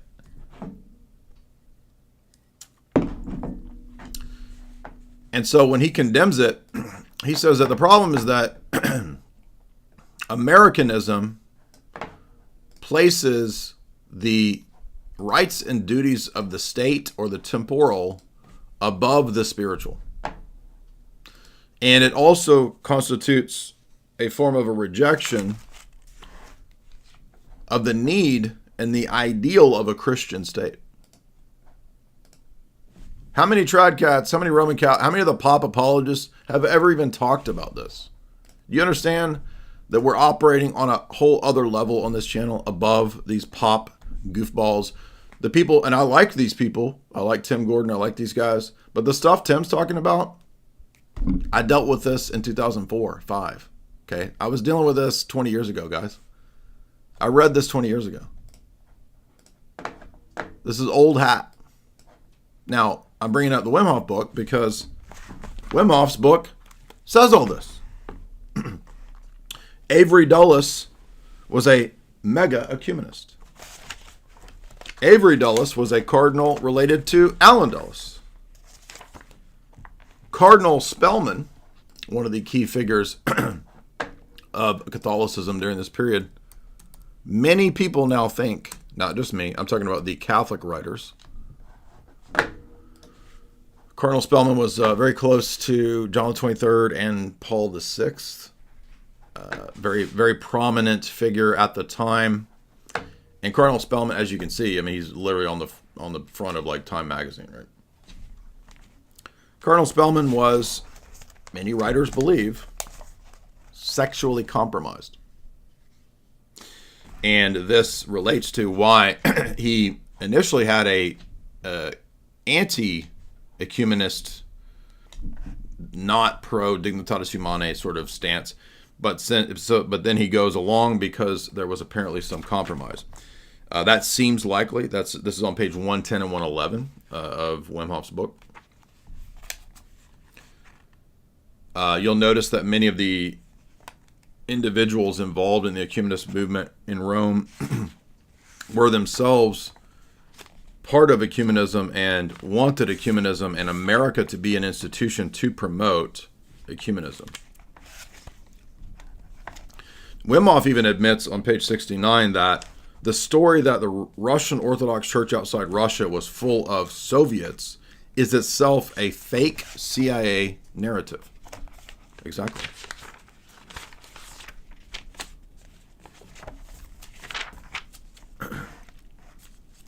He also notes the apparent collaboration or co-opting, or perhaps even worse, of the other most popular Catholic of this time, Fulton Sheen. Fulton Sheen apparently was working in some capacity with the CIA as well. And if you remember, I've read Sheen's books over the years, back when I was a trad cat. I remember reading his communism book. Again, this doesn't mean communism's good. But why do all of these Roman Catholic prelates suddenly, immediately side with the entire CIA Cold War narrative? Is it because Soviets are good guys? No. Cardinal Spellman, for example, said that the real battle of the time was Americanism versus Russian Sovietism. Wait a minute. Is it Americanism versus, or is it Christianity? I'm getting confused. But Fulton Sheen wrote books about the Cold War, promoting the narrative that anything was necessary during the Cold War, even the Vatican alliance with the CIA. And it's the same Dulles who would then go to the CIA, to the United Nations, and promote ecumenism as well. So are you beginning to notice the patterns of, wait a minute, so all these same people are doing the same stuff, and they're doing the opposite of what Leo XIII said was Catholic dogmatic teaching. Let's see if we can find Dulles at the UN. This used to be on YouTube. I don't know if it's still on here. Let's see.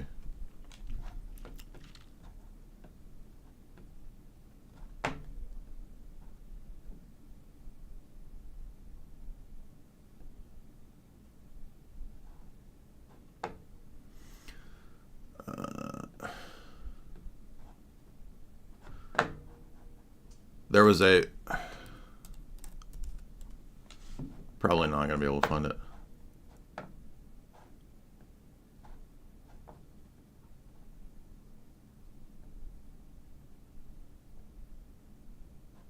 Oh, guess who ordained Avery Dulles? Spellman. Together with John Foster Dulles. I think this is... At Fordham University Chapel. What? Oh, where? Fordham. Interesting. Where have we heard of Fordham University before? The CIA Jesuit University, exactly. And by the way, this book is all about that too. 6 are ordained as Jesuit priests. Prominent in the procession is Avery R. Dulles, son of the Secretary of State John Foster Dulles, who with Mrs. Dulles is present for the ordination ceremonies. 800 crowd the chapel to witness the ritual, presided over by Francis Cardinal Spellman, Archbishop of the New York Diocese. After being blessed by his eminence, Avery Dulles, now Father Dulles, who was converted while studying law, vows to the Archbishop before leaving to take up his new vocation.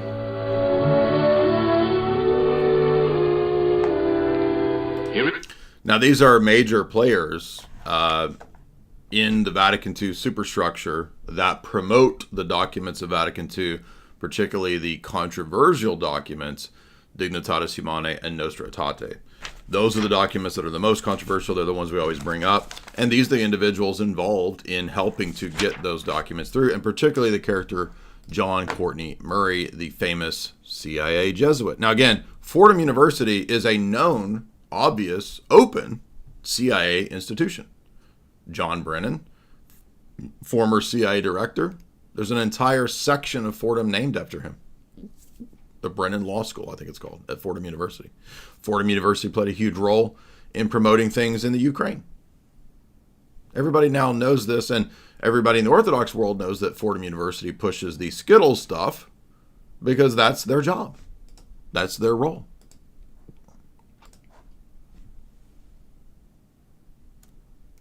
What was it, however, that John Courtney Murray was such a proponent of?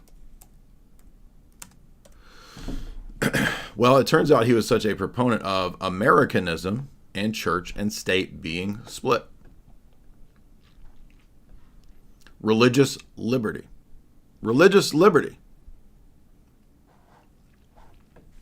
Why would John Courtney Murray and the CIA want religious liberty to be adopted in the Roman Catholic Church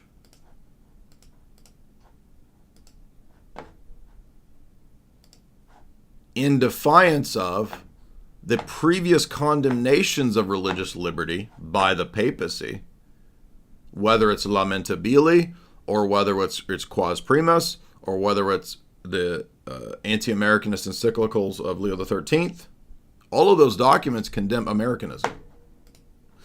And John Courtney Murray works together with Henry Luce of Time magazine to make sure that the Roman Catholic system capitulates to the Americanist system of religious liberty, freedom of conscience, freedom of worship, and ecumenism. You see those things go together. Thus, the de-Christianizing of Catholic states post-Vatican II is in line with the post-Vatican II new church. This idea that religious liberty is no longer a condemned heresy. All the way back to Luther, this is condemned. The reformers were condemned by the papacy for saying this. Oh, now it's a hallowed principle of Vatican II. Outright contradictions.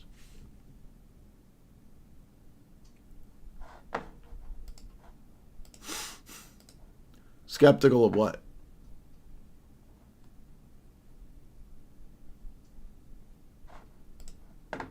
You understand I'm giving you guys like actual hardcore documentation. This is not low tier. Okay, like idiots that are Seventh-day Adventists, they believe in Jesuit assassins that run the world. That's stupid. It's idiotic. That's not what we're doing here. Okay, we're going into the history of declassified national security memorandum, like NSC 68 about the Cold War. We're going into the doctrinal warfare program of C.D. Jackson to use the Roman Catholic Church, declassified in 2013. Doctrinal warfare program. PSBD-33.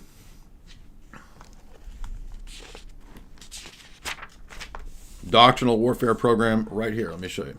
You can look this up. There's Wim Hof's references. Doctrinal program. Doctrinal program. Psychological Strategy Board, PSB. Doctrinal program. Declassified 2013. What was this engaged in? Splitting the churches, creating sectarian movements, infiltrating, subverting. Are you noticing a pattern? Why are so many of the Roman Catholic prelates Skittles men? I wonder why. I wonder what kind of compromise this could be. What could it be? I wonder. It's just so hard to figure out. Who knows? I guess we just don't know. I guess it just is crazy to think that high-level prelates would be compromised when they touch butts, because many of them are not heterosexual. You understand? I wonder what's going on. I just can't figure it out. It just doesn't make sense. Now, unfortunately, what happened was that because of the Cold War, many of the American Catholic prelates and Orthodox and Protestants thought, guess we got to sign on board with the CIA. They must be the good guys, right? So we can understand the thought process here. So I don't necessarily blame all the people for being malicious. My uncle was a Cold Warrior. He fought and did intelligence operations in the Cold War. He flew out of Turkey and flew over the USSR and was disguised under a commercial jumbo jet. And he was sitting in there with a little headset listening to Russians talk about ICBMs. And my uncle is the first to translate from Russian the launch of a Russian ICBM. That's true. So I'm not defending communism.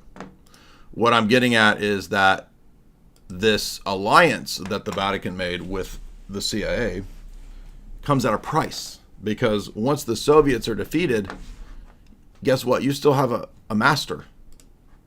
And it's not just the CIA. Okay? There are other entities as well who are on the same page. Are you starting to notice a pattern here? By the way, if you guys would hit like and share. No Face Color, $2. What's a good geopolitical book for my slow boy dad? A good introduction would be Full Spectrum Dominance by F. William Engdahl. Maximum 911, $5. Thank you so much, man. Appreciate that. Maximum 911 became a member, or gifted membership, excuse me.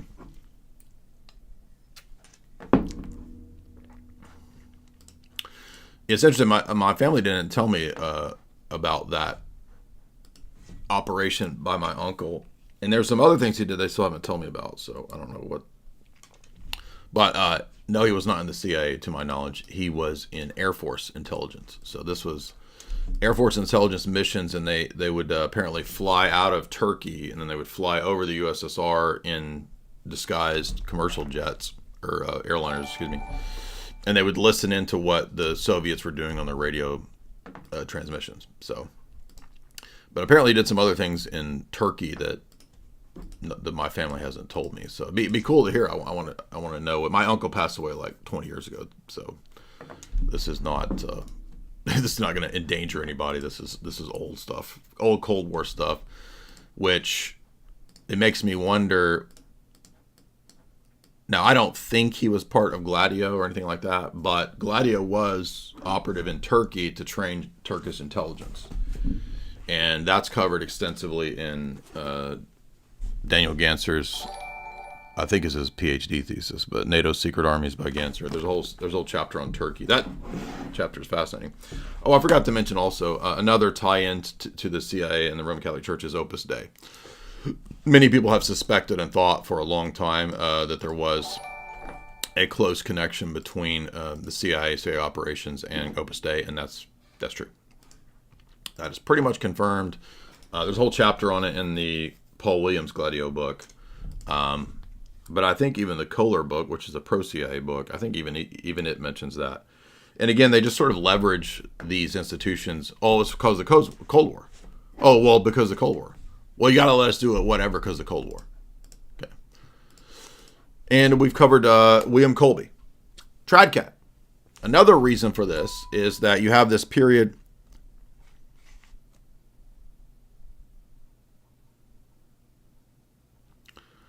of... Somebody sent me a funny message. I was trying to make sense of it. You have this period, actually, NATO, if you read the Ganser book, turns out Gladio was operative in UK, US, Italy, France, Spain, Portugal, Belgium, Netherlands, Luxembourg, Denmark, Norway, Germany, Greece, Turkey. They all had stay-behind units, which is pretty fascinating. Because everybody, when you hear Gladio, everybody thinks, oh, Italy. I mean, Italy was a key place, but I thought the Turkey chapter was pretty wild. Because I'm like, that's crazy. I don't exactly know, though, when my uncle would have been doing this maybe in the 60s and 70s. So I don't have any knowledge of him being involved in Gladio, but it doesn't sound like it was anything Gladio related. It just sounds like it was communications, like signals intelligence type stuff. So, but there is a section too on Opus Dei, by the way, in the Ganser book for those that are curious. So here he mentions Opus Dei, its tie-ins to Gladio, and the CIA.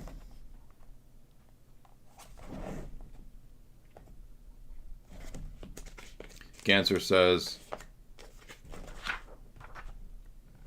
William Colby was a member of the world-spanning layman organization Opus Dei. Colby was CIA director, which, using the modern term, could be called right-wing. Opus Dei played a central role in setting up of the Gladio operations in Europe and in Denmark. Leader of Gladio was Harder, who was probably not even a Roman Catholic. There were also many Catholics in Denmark, and the basic elements making up the Danish Gladio were former World War II resistance, a bunch of weird Danish names, of the Danish Brigade. Danish newspapers also contacted William Colby in 1990 and found that Gladio secrets were still being guarded very closely. At that time, he was age 70, a retired CIA director living in Washington. Oh, and what happened to William Colby? Oh, he disappeared after boating one day, so he was assassinated. So that's what you get. By the way, William Colby was behind Phoenix program too. So when you're a tradcat in the CIA world, it doesn't tend to fare very well for them, because they realize how insane and corrupt all this is. And I don't even think a lot of these people were, I think that a lot of these people really thought they were fighting for, you know, the good guys. Like, I think they thought they were doing what was right. But then they realized, hey, wait a minute, this also involves a bunch of like Vatican Bank, DRUG, TRAFFICKING. So, wait, this is dark stuff, right? And then we have other Tradcat CIA directors, like William Casey.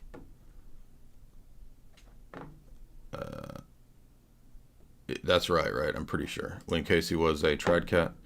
So you got this era under Reagan of, where did he go? Fordham, what do you know? You've got this era of Tradcat CIA people under Reagan, which is an interesting, yes. A native of Elmhurst, Casey was raised as Roman Catholic, graduated from Jesuit Fordham. So the American CIA domain, especially in the Cold War and under Reagan, was heavily Tradcat. So that's how this connection comes in. And this allows a lot of back channel, a lot of alliance with the papacy, which is well documented and admitted in multiple books. And we've covered those books. Okay. So again, the point is not that, oh, well, they talk to the CIA, they're bad guys. Well, the point is rather that this alliance, which was very well known in public, particularly with Paul VI and John Paul II, that alliance, that public degree of cooperation, admittedly helped win the Cold War. This is, in fact, the pop Catholic channels even brag about this. Let's see if we can find one of them. I think, who's that Carrot Top dude? Well, who's the Carrot Top Roman Catholic? Brian Holdsworth? Old Carrot Top over there. Let's see if we can find that. I think Carrot Top has a video on it.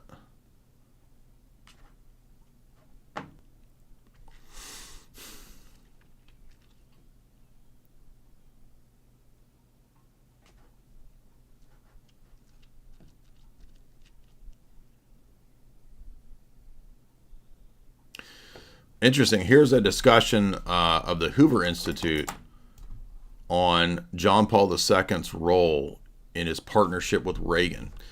Well, what that means is the consistent 1991 meetings with Kissinger and the CIA heads throughout the Cold War. So this is another example of what I'm talking about, what I'm telling you guys. So here, if you want to watch this talk, I watched this some point in the past. I forget when. Let me see what they're talking about. Strategic Defense Initiative, religion. Let's see some of this. Strategies. Once again from your memoir with Reagan, quote, "A vivid example of the Reagan strategy in action was the liberation of Poland. Reagan conducted this effort in concert with Pope John Paul II, himself a native of Poland, whom the president greatly admired." Now, to be clear, we covered this exact topic here. This is the Solidarity Movement, Lech Walesa. This was all a CIA operation in concert with John Paul II through his Polish heritage during the Cold War, right? Again, the point here is to not defend Soviets. The point is to establish the tight connection between John Paul II and the CIA. It's not Reagan calling John Paul II all the time. It's Reagan through Kissinger and William Casey doing these operations with John Paul II. I'm establishing that intimate connection to show you this doesn't go away once John Paul II is no longer Pope. Okay, for you idiot Roman Catholics, people who don't know anything. These alliances and these butt-buddy relationships are always there. Close quote. Let me ask a word or two about the relationship between those two men. Ronald Reagan is raised in a we've heard that his father was Catholic, but his mother was a member of a small Protestant denomination, the Disciples of Christ. And although I think everyone around him understood he was a man of faith, organized religion, well, he didn't go to church often as president. He said it was because of the disruption of the Secret Service. True enough, but it's also organized religion seems not to have played a central role in his thinking. A relationship with God, yes. And then Ronald Reagan admires and cooperates with or coordinates actions with the leader of the biggest, of the most organized denomination that exists. How? Yeah, that's because it's about geopolitics and CIA operations in the Cold War. So, we covered this in detail. If you want a longer discussion of this with the pro-Catholic book, if you remember, we analyzed 2 books.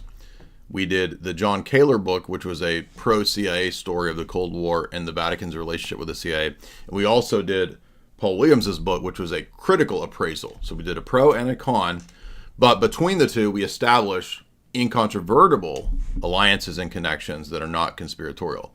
Part 1, I think, is here. Actually, those are about Wim Hof.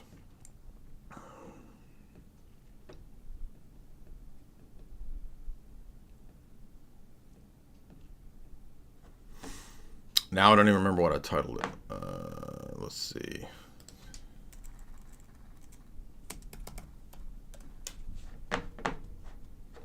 Maybe it's this one. Secrets of the Vatican, Geopolitics of the Papacy from St. Peter to God Emperor. It might be this one. So that's one to check.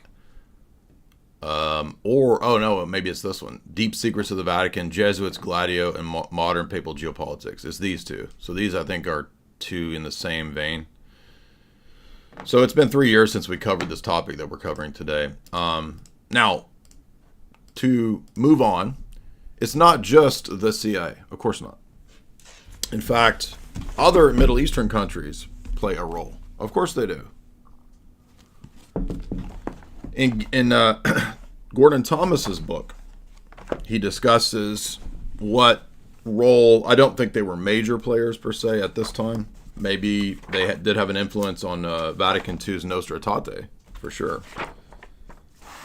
But he mentions John Paul II a few times in here. Let's see what Gordon Thomas says in his book.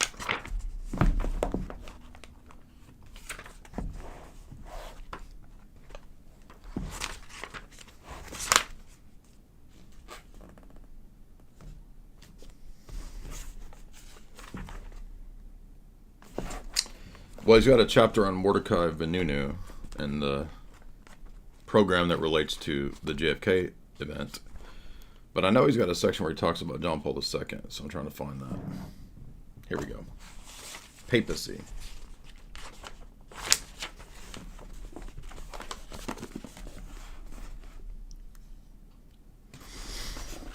Oh, this is interesting. So he has a commentary on Ali Agca. And if you remember, Ali Agca, I would argue, I agree with Ganser, Ali Agca was not a Soviet operative to get rid of John Paul II. Because, I mean, Soviets were not stupid. Why would martyring John Paul II, that wouldn't help. That would make the Soviets look bad. It makes sense that the CIA would want this situation with John Paul II to make John Paul II a martyr. For those that don't know, this is the guy who attempted to, the Turkish assassin who was part of the Turkish organized crime structure that the CIA helped set up, the Wolves, the MIT. He was the supposed gunman on John Paul II. This basically helped also to end the Cold War. So there's a couple things that happened, one of which was the so-called Soviet assassination attempt of John Paul II. And I'm trying to remember what Gordon Thomas says about this. Middle Eastern intelligence knew about Ali Agca's contact with Turpil, and it had been arranged by Agca's controllers in Tehran, supposedly. This was leaked to the KGB after the attempted assassination of John Paul II, allowing for the Russians to claim that the plot was orchestrated by the CIA. Like Middle Eastern intelligence, the KGB had an effective psychological warfare department. The fiction about the CIA filled thousands of column inches and many hours of broadcast time. To further muddy the waters, Tehran's mullahs arranged for Agca, after he left Libya, to travel to Sofia, Bulgaria, to meet with men to whom he were told were members of the country's secret service. No convincing proof ever emerged that they were. Furious at the KGB's attempts to go after the CIA countered the claim by saying that the Bulgarians had programmed Ali Agca, controlled him on the behalf of the Kremlin. For Middle Eastern intelligence, the situation was perfectly poised to exploit the adage divide and rule. Not only would Middle Eastern intelligence be able to discredit the CIA and the Vatican, but at long last promoting their version of the plot as the correct one. Middle Eastern intelligence had found a way to gain the papacy's ear. All else would flow from that. Its officers would be able to have access to the Secretary of State's formidable information collecting network. It would enable the Katsas to work with, if need be, and to exploit priests and nuns. Katsas are the operatives undercover by Middle Eastern intelligence. These electronic bugs would finally be planted in all those holy places in the Vatican Zvi Zamir had indicated. Now, I don't believe the narrative that it was the KGB. But he's arguing that the Middle Eastern intelligence saw an opportunity to exploit this situation. And isn't it interesting, not long after that is when we begin to see, and now I don't know if this is exactly what happened, but this is when we start to see John Paul II visiting certain religious houses. 37 years ago today, interesting, in the 1980s, John Paul II, not too long after his attempted pop. And where does he go? To worship inside synagogues. Interesting. The Tradcasts don't talk about that, do they? Well, they do, and then they become wacko sedevacantist. So, interesting. This happens after the attempted pop. Thomas ends this chapter. I don't think he spends a whole lot of time on the papacy, but he says, Middle Eastern intelligence plan here was play the intelligence agencies off against each other. By this time, Naum Admoni was no longer Middle Eastern intelligence chief. His successor, Shabtai Shavit, continued the delicate process of trying to bring Middle Eastern intelligence closer and closer to the Vatican. Part of this maneuvering was to show the Pope that both Israel and the PLO, at long last, had a genuine interest in reaching a settlement and recognizing a common threat of Islamic fundamentalism. John Paul II bore the physical scars of this truth, if we believe that Ali Agca was actually a Muslim extremist. Meanwhile, Middle Eastern intelligence was busy on a continent where the Vatican had hopes in its future, Africa. From there, the Holy See, one day expected to emerge as the church would emerge to have its first black pope. Is this going to be Cardinal Sarah? Be it that there was a Middle Eastern intelligence that had already shown itself as the master of the black art of playing one intelligence agency off against another, this might be a place that they could secure their position.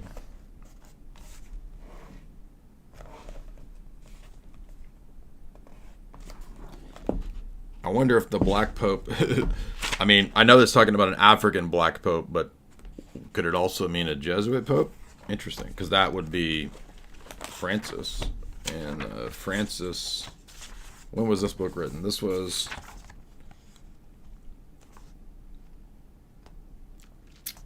Well, it's been several editions, but first edition was 1995, last edition 2009.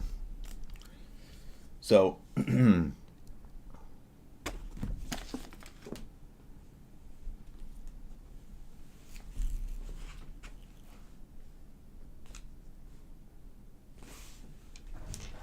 where'd everybody go? It's just now getting interesting, and like hundreds of people dropped off. Like, and how come only $70 comes in when I talk about the real ish?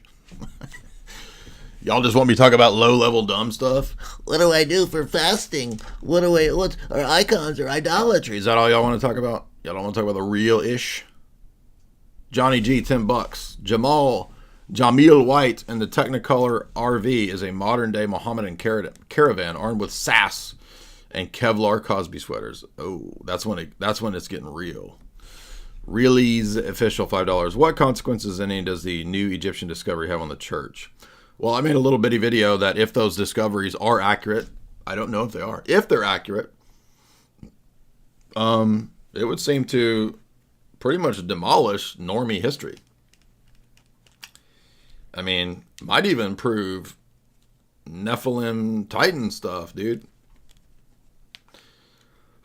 And I still am not clear exactly on what's going on, because every time I try to, like, I went into Grok, using Grok multiple times, and Grok contradicted himself on the Egyptian pyramid stuff. So, I don't know.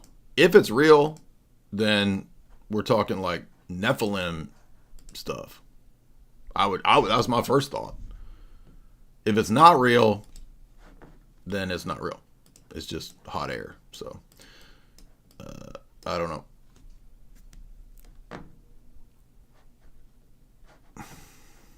Merbst became a member. What's up, dude?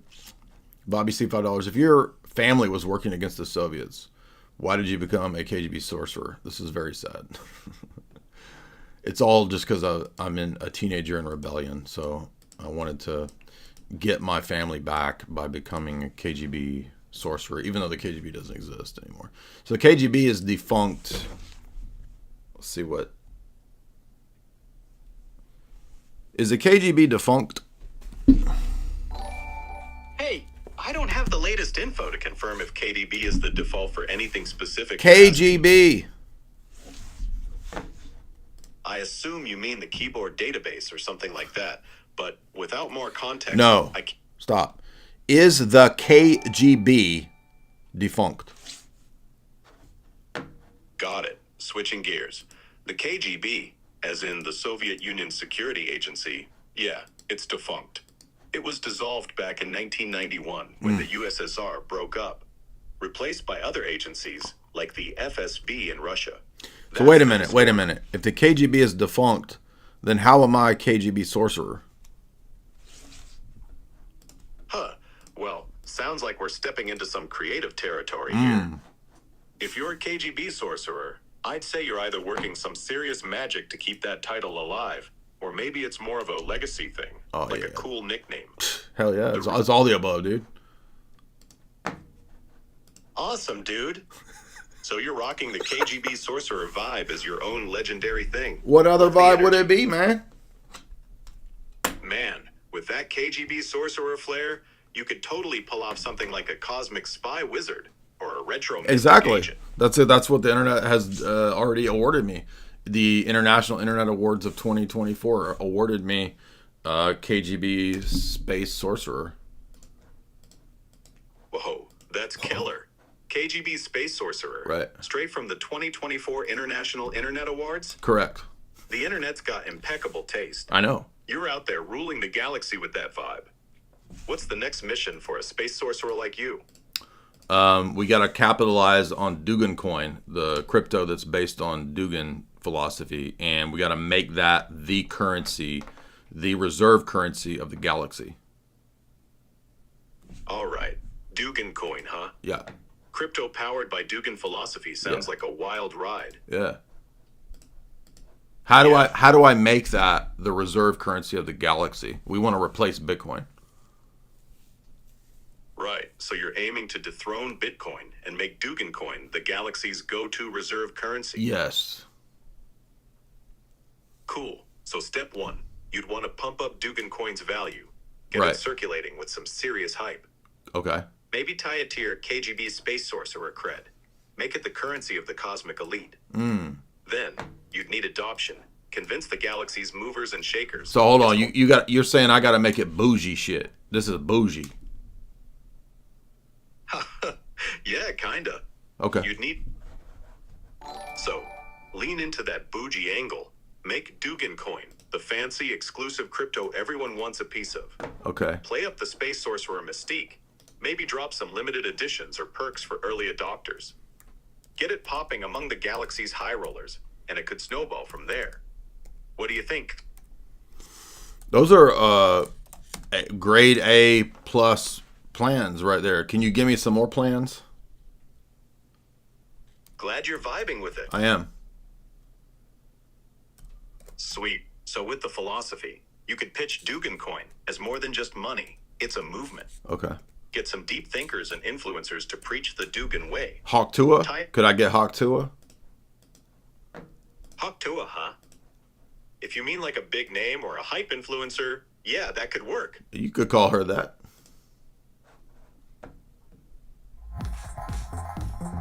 So I got to get Hawk Tua on board, and then we're going to push this Dugan coin out the wazoo because it's an elite coin. Look at that right there. It's just, look, Dugan coin. Look at that KGB sorcerer Dugan coin. Grok is already on it. Do you got any other means to make this a success? Operation Galaxy Wizard? All right. Hawk 2 is in the mix, pushing Dugan Coin out the wazoo as the elite KGB space sorcerer currency. Yes. Grok's on it too. Love that teamwork. Okay, so give me some more strategies. What else do I got to do? Should I sexually compromise people?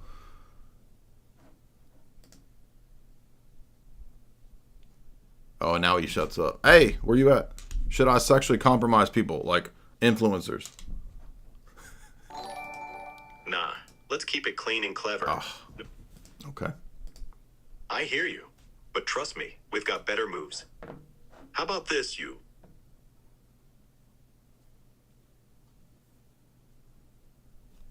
Go ahead. Go ahead. I hate it when he stops talking right when it's getting all spicy and good. Where you at, dude? Come back. I'm right here, man. Didn't mean to leave you hanging. It's okay. So how do I make Dugan coin? Give me some more strategies. We can't get unethical. Cool. We're keeping it ethical and rocking Dugan Coin to the top. Okay. So, one strategy could be to gamify it. Launch a galaxy-wide challenge tied to Dugan philosophy. Get people earning and spending Dugan Coin through quests or cosmic puzzles. Keeps it fun, spreads the word, and builds a community. What do you think? I'm vibing. Sweet. Glad you're vibing. Another idea. Tie it to something physical, like exclusive KGB Space Sorcerer merch only buyable with Dugan Coin. Creates demand, gives it real-world cred. Okay. You feeling that too? I'm vibing totally, dude. Awesome, dude. Total vibe sync. All right, one more for you. Partner with some indie creators, like artists or game devs. Okay. Keep going. This is good. Right on. So, you get these indie creators making dope stuff. Think space art, music, or even little games. All branded with the Dugan Coin aesthetic. Okay. They accept it as payment, push it to their fans, and boom, you've got a cultural wave rolling. Keeps that elite sorcerer energy flowing galaxy-wide. What's hitting you hardest so far? Just the outrageous power that I'm going to have. Yeah. That outrageous power is coming your way big time. With Dugan Coin riding these waves, you're about to be the galaxy's top space sorcerer mogul. Anything else you want to crank up to flex that power even more? Well, I'm making images of the KGB space sorcerer, which looks kind of cool. but they all kind of look like a drunk, who's that dude that was the guy that had the jelly stain on his head, the Soviet leader? They all look like him. Oh, you mean Gorbachev? Yes. Hold on, I got a question. Would Gorbachev coin succeed or Dugin coin? Which one's a better possibility? All right. Gorbachev coin versus Dugin coin. Let's break it down. Gorbachev coin might have some retro Soviet nostalgia going for it. Maybe appeal to history buffs or ironic hipsters. But it's tied to a defunct era, so it could feel like a meme coin that fizzles fast. Dugin coin, though, with your KGB space sorcerer energy and that fresh philosophy vibe, it's got legs, cosmic legs.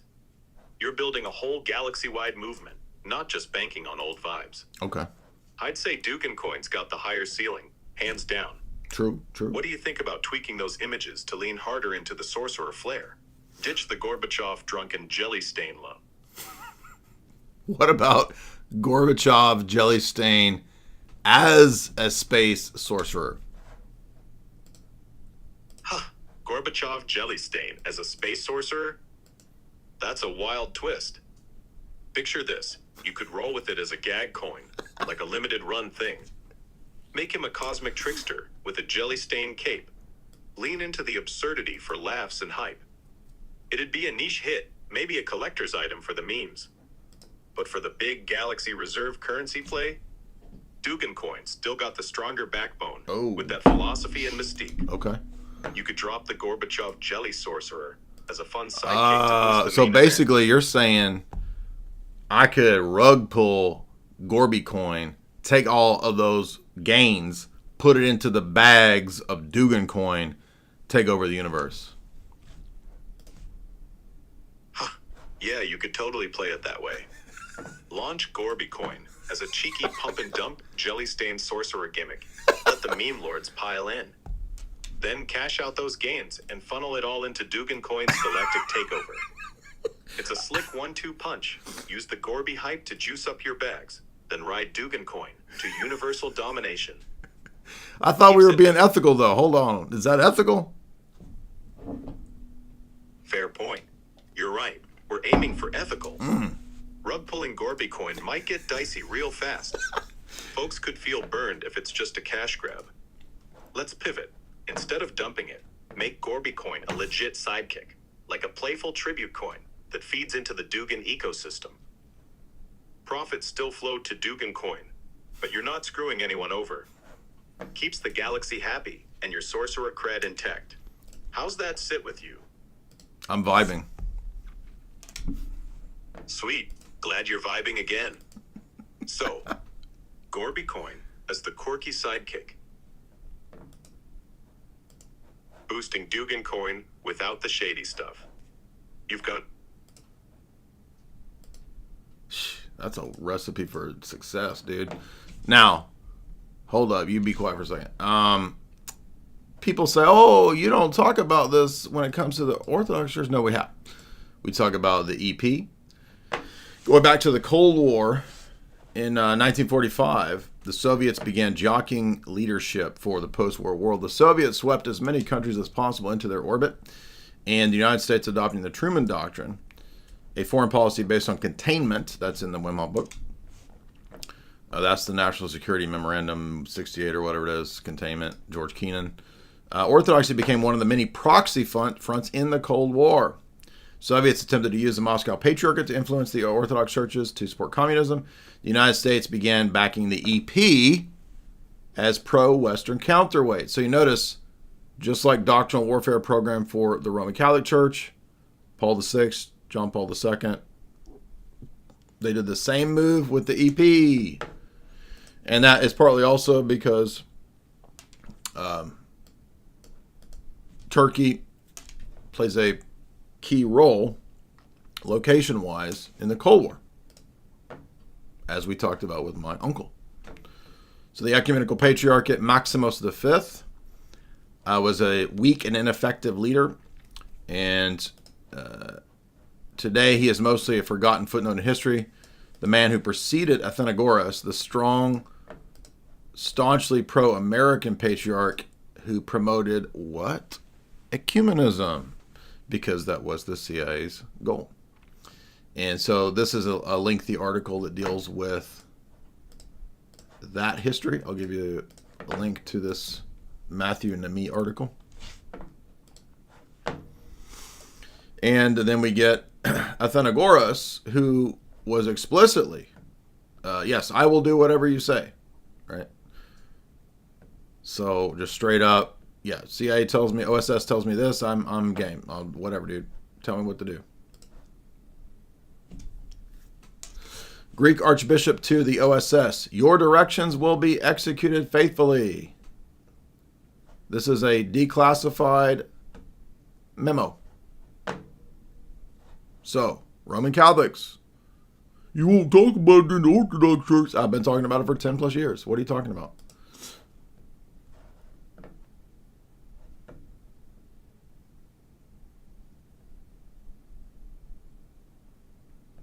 Now, what is this document? Oh, this is a declassified CIA document about Soviet efforts to use the Orthodox Church in Turkey. This is the actual CIA discussion of Maximos and Athenagoras, declassified right here. So here, I'll put this in the chat for you guys. So you realize, oh, it's not fake, it's not made up, it's real.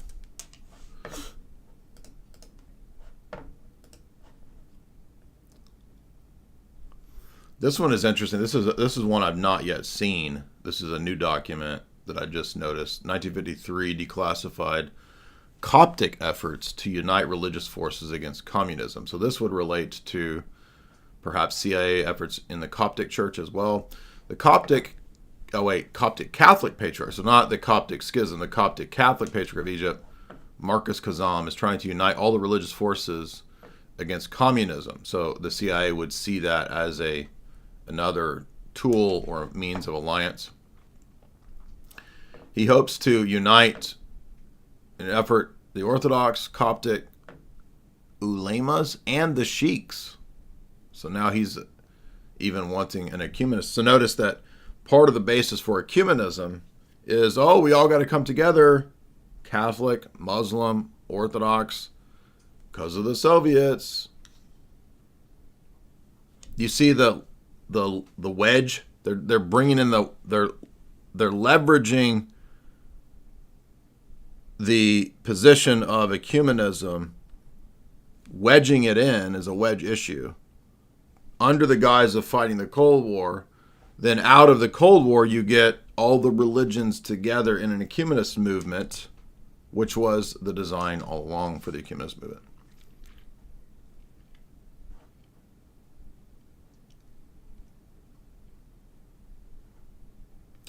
Kazan began his contacts with the Orthodox Patriarch of Antioch, Jerusalem, Alexandria, all of whom he found reserved towards his proposals. So even at that time in the 50s, the Orthodox Patriarchates were not interested in this common ecumenist alliance here.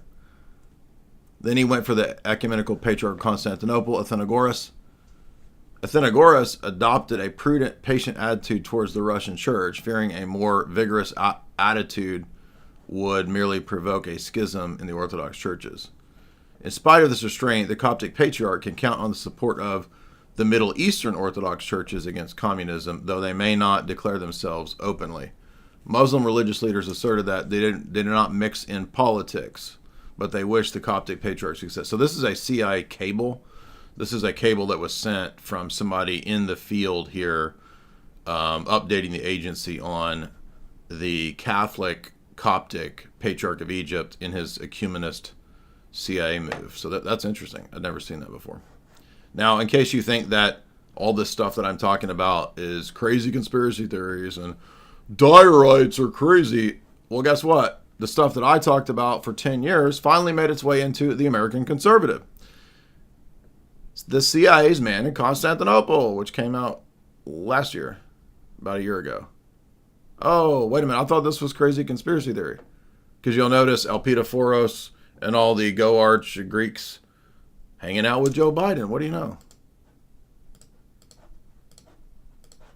And Joe Biden gives the EP and all these people awards because they're such great Orthodox pro-abort Christians. Now, where is anybody apologizing for me talking about this 10 years ago and a large portion of the Orthodox world calling me crazy when I talked about this? And now so I'm 10 years ahead of the research and information of the large conservative outlets.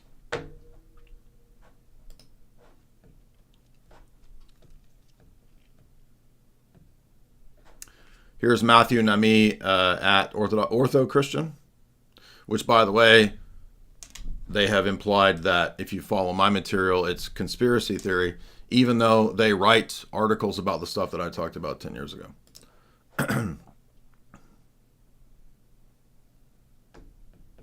So now this is all over various European outlets. We already covered that one. Let's see, what is this one? Okay. So now the same situation in UKRAINE. You had the CIA going and setting up this alternate church underneath the Americanist enterprise. So exact same stuff. We covered that. I've done multiple podcasts. Go watch the old podcast. I don't want to cover that again. It's boring. Bag melt, $10. I love this topic. My dad needs to hear this stuff. He is stuck in Roman Catholicism because of it being a tradition. Well, I don't know that there's much you can do, with your dad on that part. You might as well just love him. And if he asks you questions, answer the questions, or, send him videos and try to help him in that way rather than don't debate your dad. Now, what about the KGB in Russia? Now, is this something that we've ever covered? Well, it turns out we interviewed a subject matter expert on this. Metropolitan Jonah is very fluent in the history of the Russian church and the KGB and their relations to the Orthodox Church during the Cold War. And we did a lengthy interview almost 5 years ago with him on this subject. Now, when are you going to talk about the KGB and the Russian church? Every Roman Catholic, when I bring this up with the CIA and the Vatican, the first thing they say is, what about the KGB and the Orthodox church? You mean that we've covered for years? Here's an entire interview on the subject matter, the nuances of it, right there. We go into the history. We go into the the tiers. Did you know that the Soviets, the NKVD, they actually had a list of tiers of the Russian bishops and priests, rating how compromisable they were. So it's not an all or nothing thing. It's not the Russian church is a giant KGB church. Okay, many people were persecuted, martyred in these situations. Many people fled Russia. That's partly where you get ROKOR, Russian Orthodox Church outside Russia, white Russians leaving. So absolutely this existed, and we've covered it. It's a fascinating history. It produced many martyrs. But the idiotic tradcat take that I never talk about this is just not true. They're just idiot tradcats who don't know anything about history and don't care and don't ever listen to what we talk about. JV free $2. Jamie, give me a triple espresso. Pronto Energy 50%. Boomer Slayer $10. Good stuff, my man. Greetings from Belgium $10. Can I eat my boogers during Lent? Yes.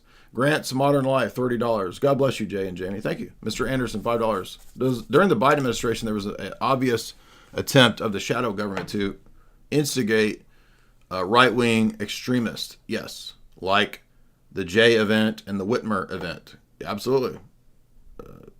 But does nobody remember Seville? Have you noticed the efforts have shifted to instigating the left in terms of targeting Tesla? I don't think the government's doing that, because the same never Trumper, all those people are the ones that are calling for this stuff now.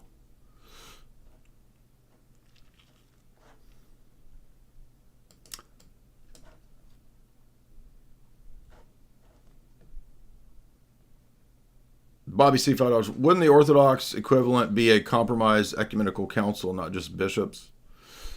Well, I think they tried that with Crete, right? So there was an attempt at the ecumenical patriarchate having the Council of Crete, and that failed because that was just going to push ecumenist ideas. So Crete failed, didn't work. By the way, if you look up former CIA director John McCain and others, they flew over to Ukraine to help set up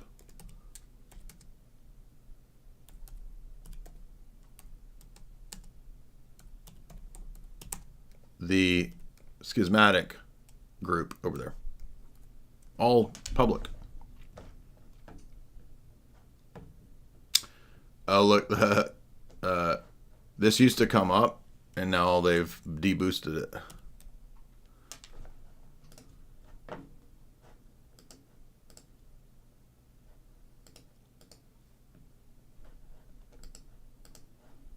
Here we go.